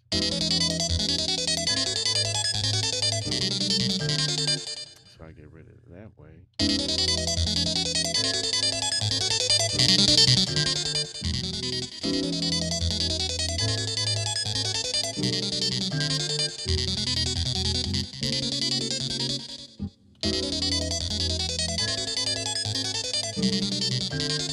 Now, doing all of this first is my next little hint is that I tend to leave this very last, meaning that I have one last shot to add some type of dynamics to it and to do some type of final EQing, right?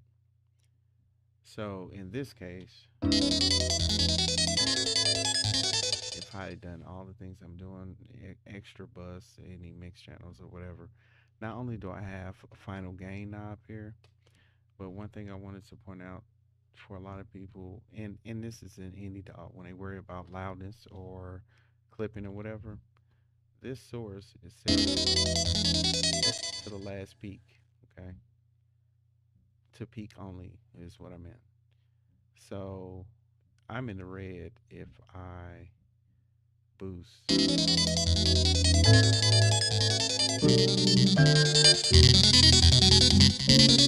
If I boost everything, right?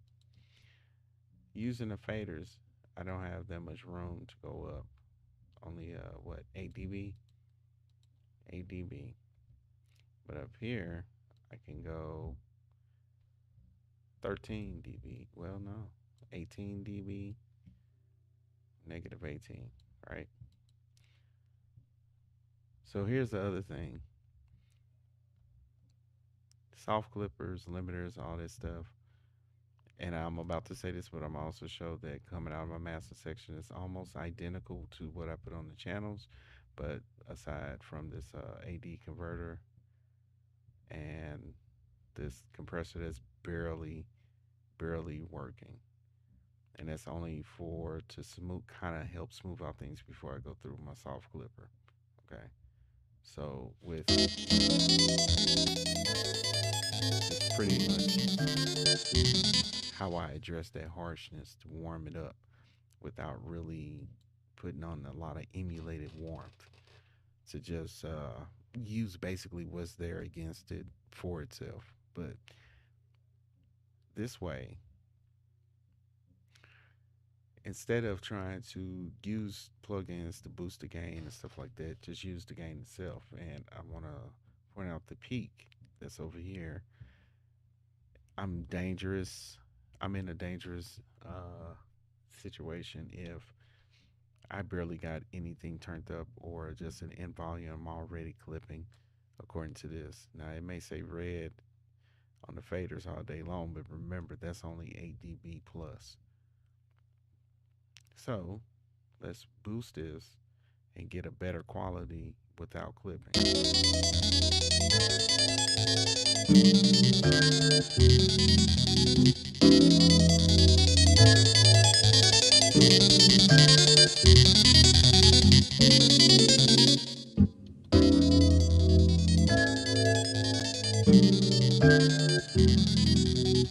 So I pushed it that far just to prove a point that it hadn't even went into the red yet, so I'm not even there close to clipping.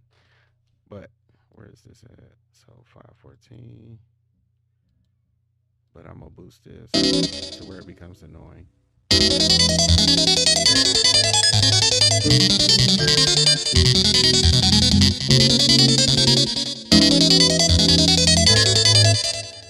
Now, still not clipping, but let's go down here to the fader.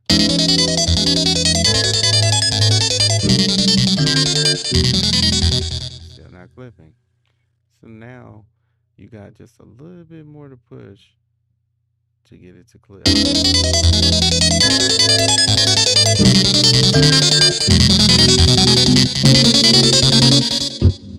Now, a little secret here, my soft clipper on here is not gonna let it, it's not gonna let it clip. But it's coming in hot.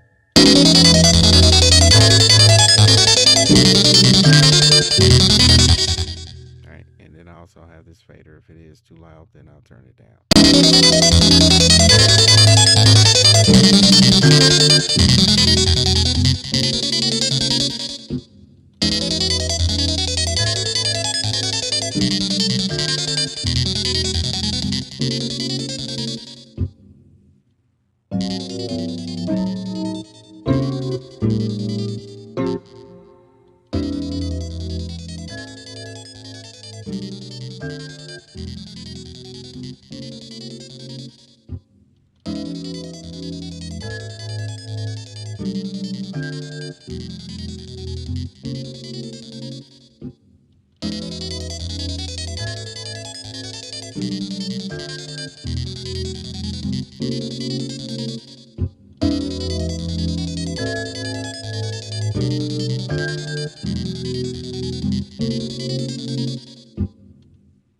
Now, the sound is actually being manipulated twice over.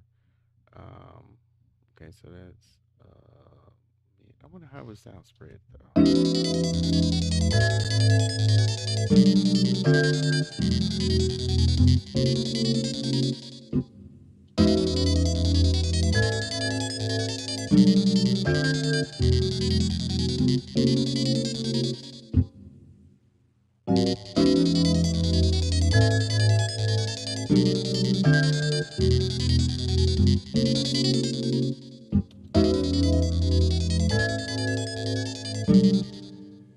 So when I post something, that's pretty much all that I do to it. And the what I do use as another tool, I use BandLab and their mastering suite. So I make a decision: do I want all the ways that I can make it as warm as possible to now go through this harsh process, or do I want to put It's like trying to think like a robot or Skynet to have some type of trace of its own signature, to maybe it won't be as harmful to it, knowing that, oh, okay, so a part of me is already there, but what I'm using it for is it's not even doing anything to it. It's just there to add certain placemats of certain frequencies. I don't want it to be destroyed or overly enhanced. So I'll do that sometimes, and then when I send it through to the BandLab manual mastering process, it seems to it adds it it's weird. It goes from being a digital emulation to now actually sounding like something that came out of tape, or that has a lot of great dynamics to it, but a lot of initial squashing was done. But it's like tricking the computer, you know. What was the other bit crushing? So that was another process of tricking the computer. Got that from Illmind, to where you add the bit crusher to sonically, from which you can hear out your ears. Um, I forgot what was the term. Mm, a lot of movie creators use it to where something that is loud seems further away, but the computer, or I said that wrong, something that seems low is further away versus something up close is loud, and it's tricking the computer of the opposite. So if you add bit crushing to some of the sounds, digitally it'll respond to lowering the peak meter of it, but the sound to your ears will still sound loud. So it's like once you be able to master that and use that and everything, it's such a sick idea, and it just makes you mad sometimes when you think about all the times you could have used it. Um, but within this,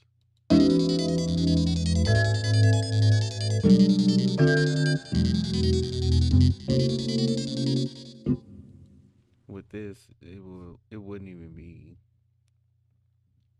It's not enough dynamics going on at once to say I will use either or. So it's whatever. It's whatever. It's almost like sitting down with a piece of paper and a pencil. It's like whatever you want to draw, scribble circles. You want to write your name a million times. It's whatever. So um, I think I think I'm gonna stop rambling now, and I'm gonna just let's try to make something out of this real quick.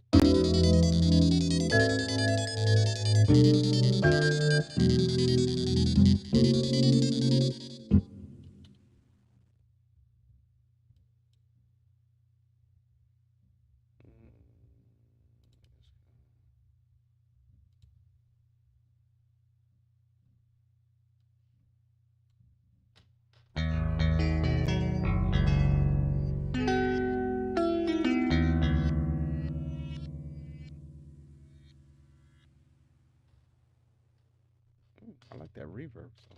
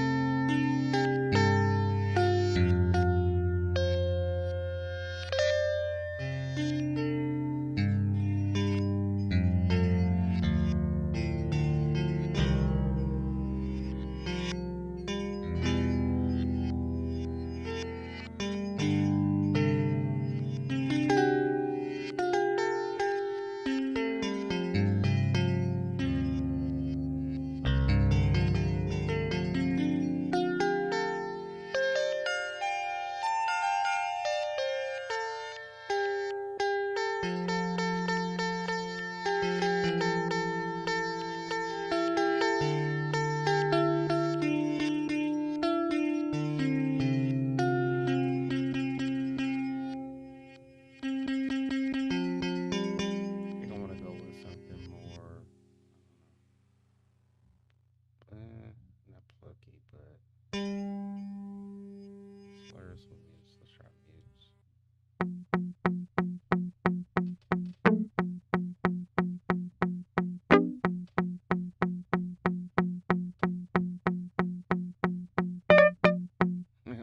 My hands are so dry from the doggone hand. So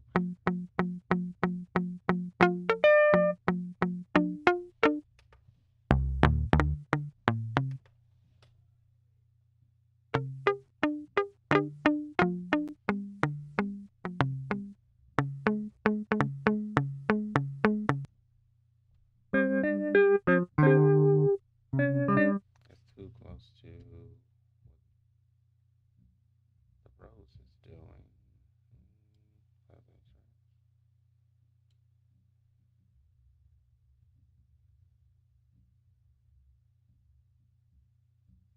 up.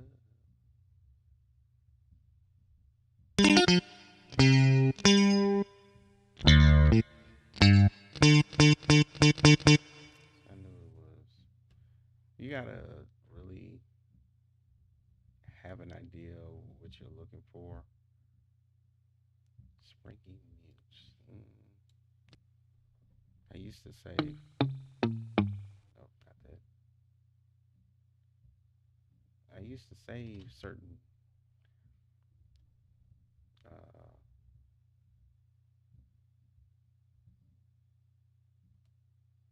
what would be the edge? Man, I got caught up in my thought.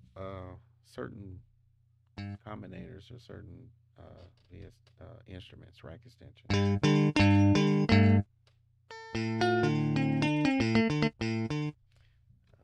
Better. Okay. Wait, it was. Whoa, what is stereo and reverse?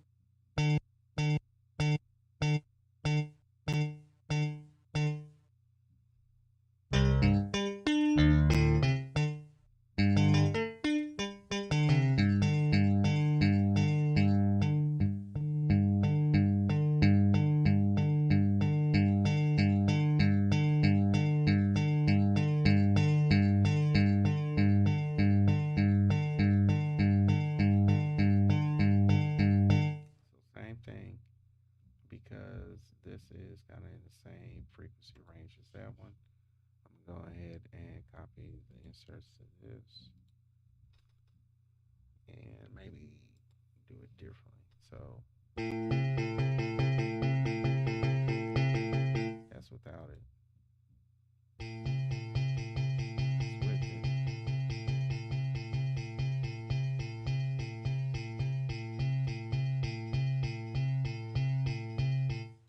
I actually want that to pop out more.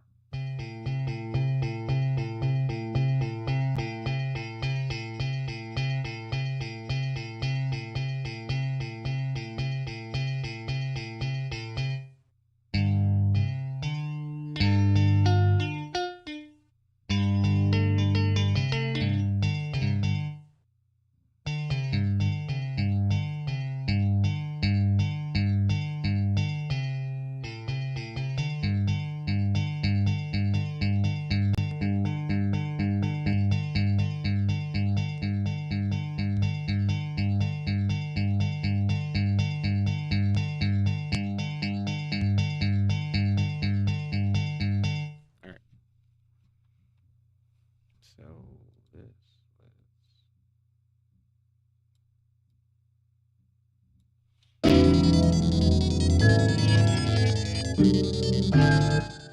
it's very low, so let's raise it up. Let's raise it. Well, let's try 24. Two whole octaves.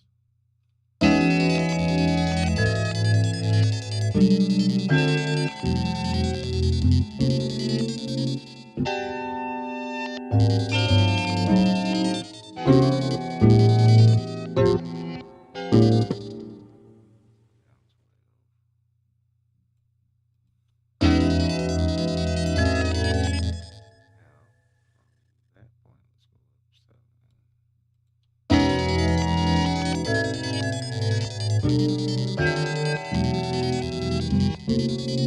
Sound like it's playing backwards, but it's not.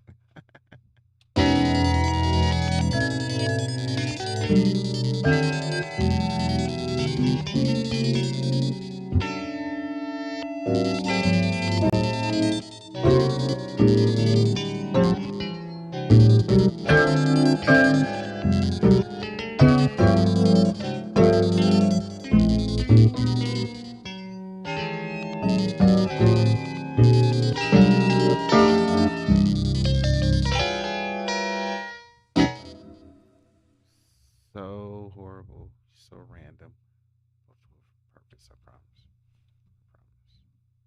I promise.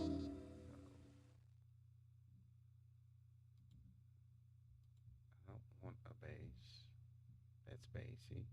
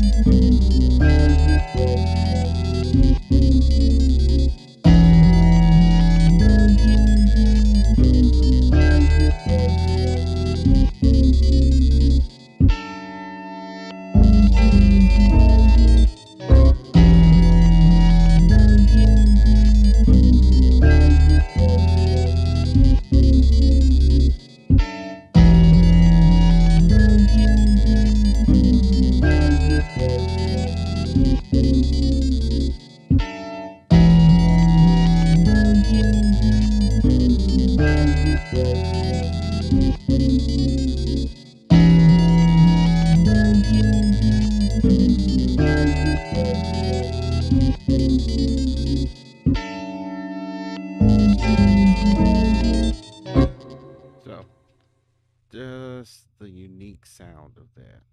Okay. I'm going to, just the way it is, nothing, no reason to be super perfect about it. Let's see.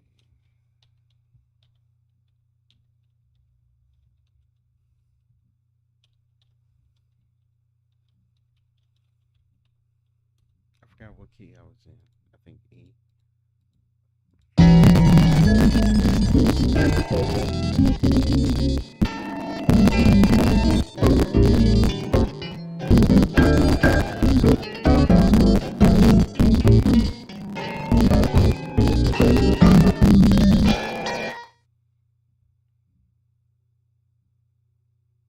All right. So now I'm going to save this just so I can have something to come back to.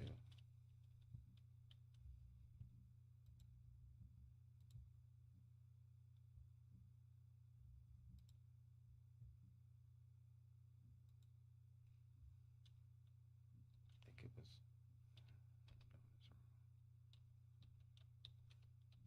I think it was an E major. Hmm, I think it was. All right, so this is saved like it is. So now I'm going to get rid of everything. But I am going to keep.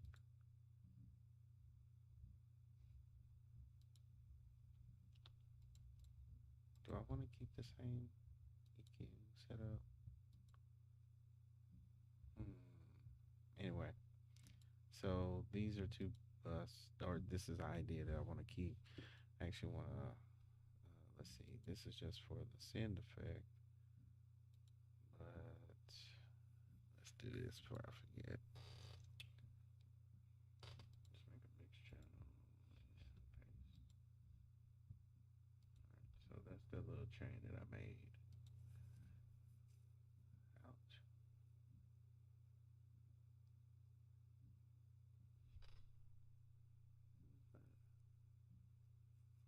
So this little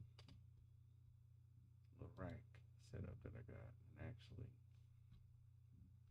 for this, I think I might add my parametric EQs now.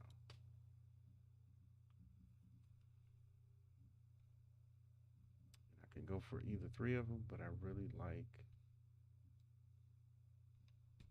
these bad boys right here. It's PQ 213s. Always drop two of them. All right. So now let's copy this. All right. So I got that. And the bus, you know what? I copied it, but I think what I'm gonna do is I'm gonna copy this, paste that.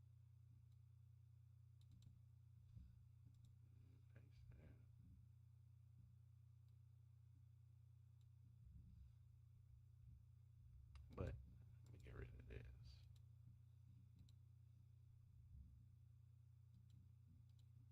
Actually, change the process of this. Oh no, I'll leave it on warm drive. So this is a warm effect, and then this is just the warm texture. So the whole process of sending it to the channel, or I mean sending it to just the bust effect, or make it as a send effect. So that is that. Let's go ahead and see what we can do with that little quick sample we did. Mm, mm,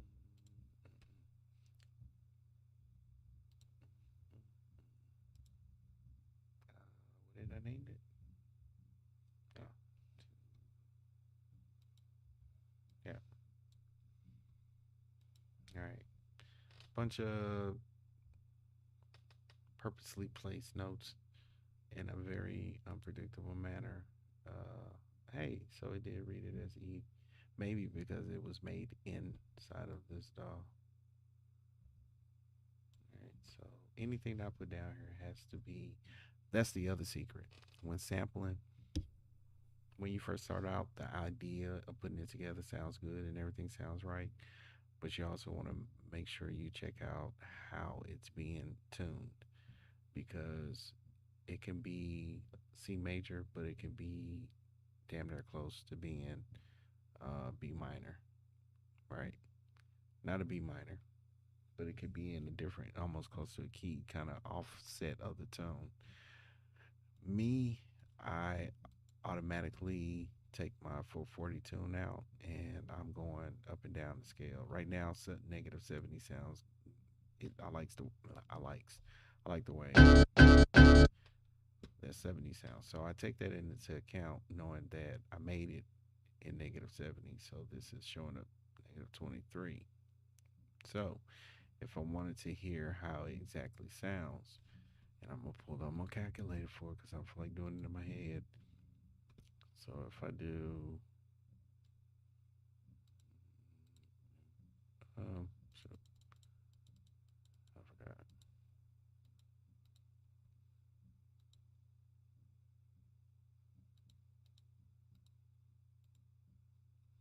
So 47, right? So let's see if that works.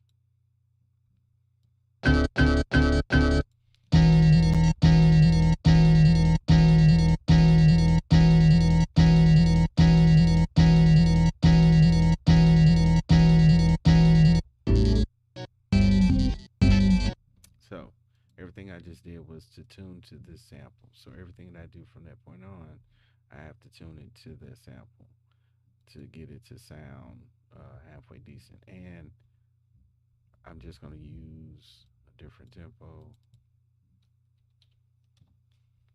and I'm going to use just some, yeah, just some good old samples. Not trying to be fancy, at least not yet.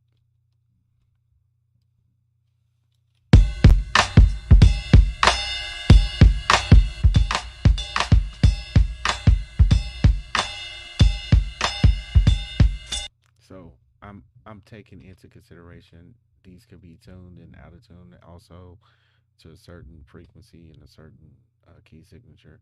So automatically, the way it is, if it's the best sound that I like and I choose it, I still want to set these to negative 23. So if you hear it, sounds different. So I'm actually okay. We'll do this. I'll put. I don't know why I keep doing that. Put this back at 0, and I'm gonna make something to this. Just 4 bars.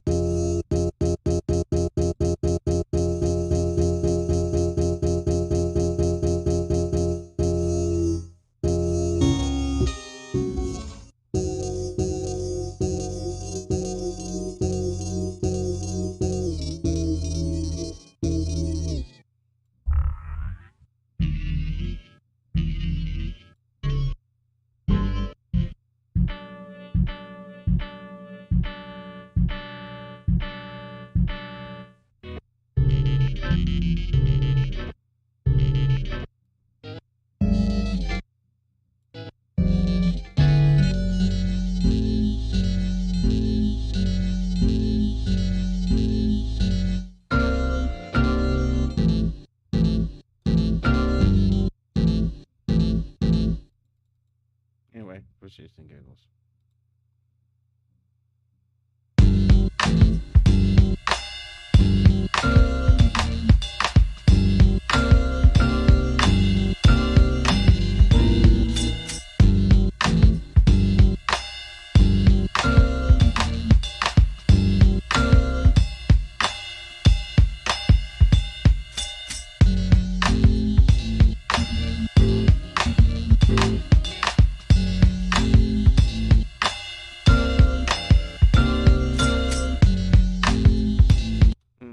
I guess.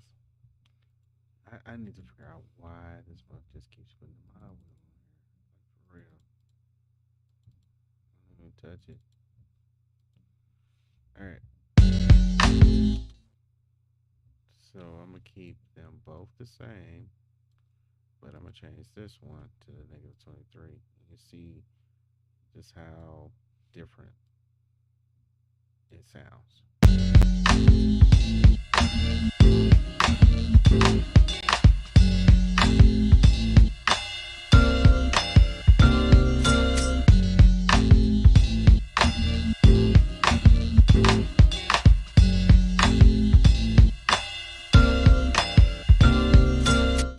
So, in context, full context, you probably wouldn't even pick up on it, but those that listen to sound very, very, very minutely and scrutinize it to the very, very essence of its core, I'll just play one part so you can get the feel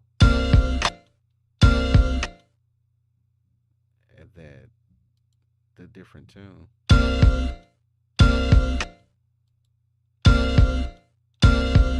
Sounds like the drums in a way.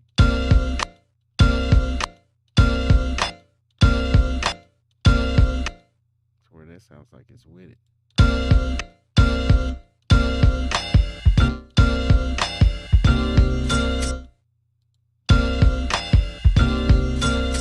See, it's just it sounds like it fit right up inside the pocket just perfectly.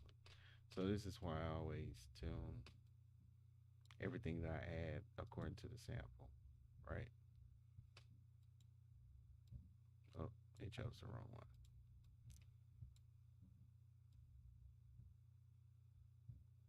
Right. So everything that I do from here, everything gets tuned negative 23 unless I decide to adjust that. Now I'm changing the semitones of it, but I can also I can counter I can counteract this analyze portion of it. So come in stock. I use just some random drums from Splice. But if come in stock, everything is pretty much tuned to C. Right? These are stock, some of the most basic sounds in the world. But I'm gonna show you with the first two methods that I already did of how you can basically make this sound any way that you want. And it's really great that it's a snare. You could, I mean, not a snare. It's really great that it's a sample. Therefore, you just drag it and drop it onto the playlist. And from here, it's set at its normalized setting, which is, let's see.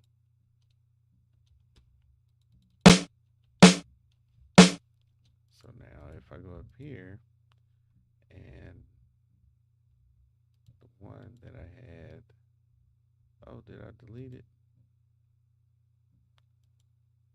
Oh no, it's right here. Trevor.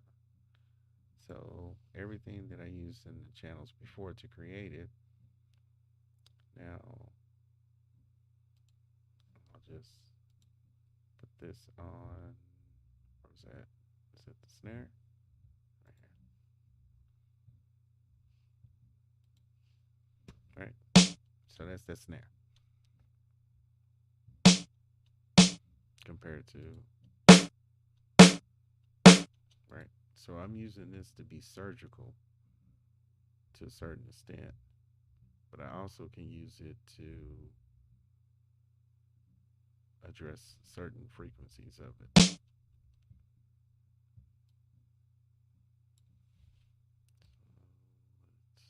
Let's out to there. gonna make this pop as much as I can.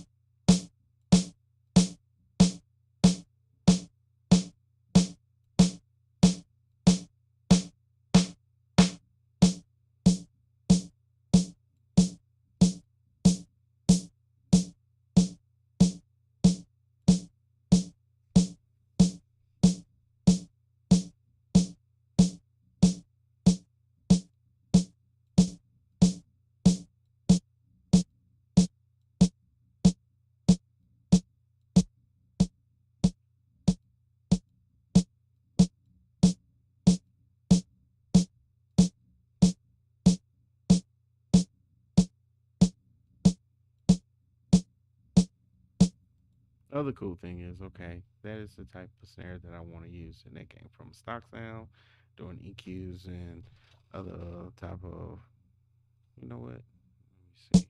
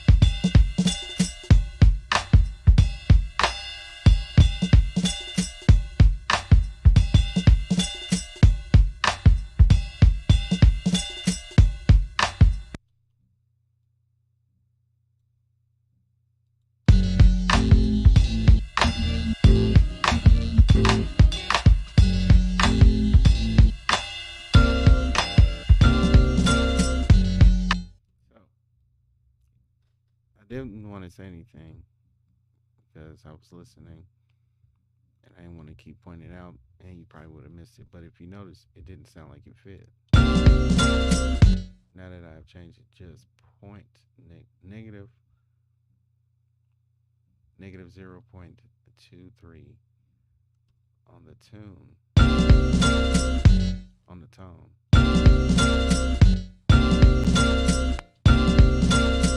No, it just actually sounds like it's part of that drum.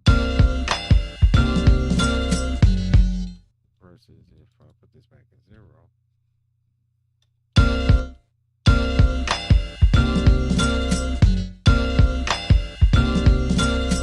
sticks out more like a sore thumb.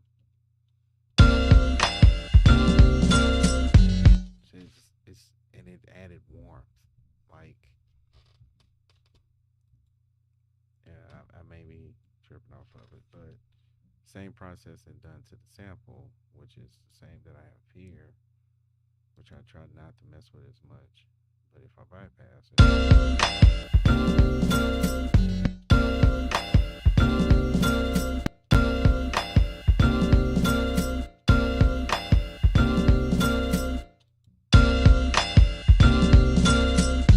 so initially I use Reason for everything that I use, and depending on how far I want to go or how crazy I want to get, I'll use other DAWs.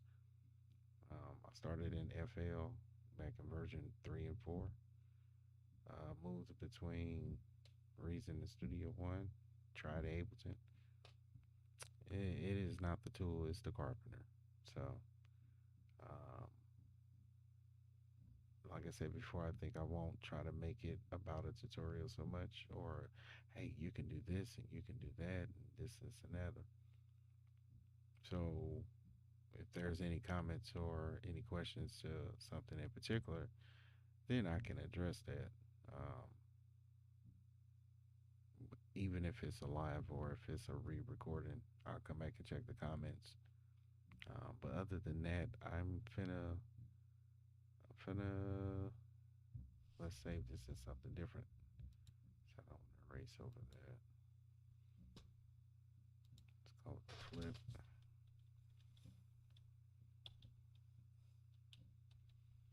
Yep, but I'm finna get off of here. This was just pretty much a test video or a introduction, if you want, to more videos coming. We'll start diving into a lot of other topics and subjects, a lot of tricks of the trade I've learned from a few Foley artists that used to reside in St. Louis. A lot of teachings from school, just general learning, computer.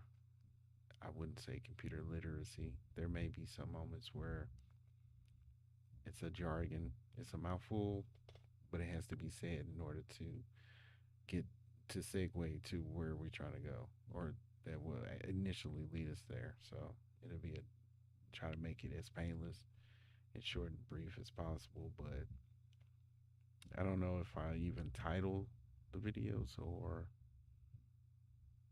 if I would give it just an overall summary of what might happen. But I'm finna get off of here. I appreciate any and everybody.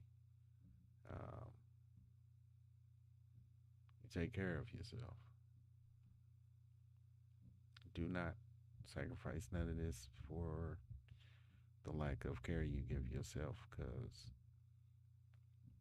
you are a frequency. And if your body is out of tune, how can you expect to make good tunes? That was a dad joke for the night. Good night, people.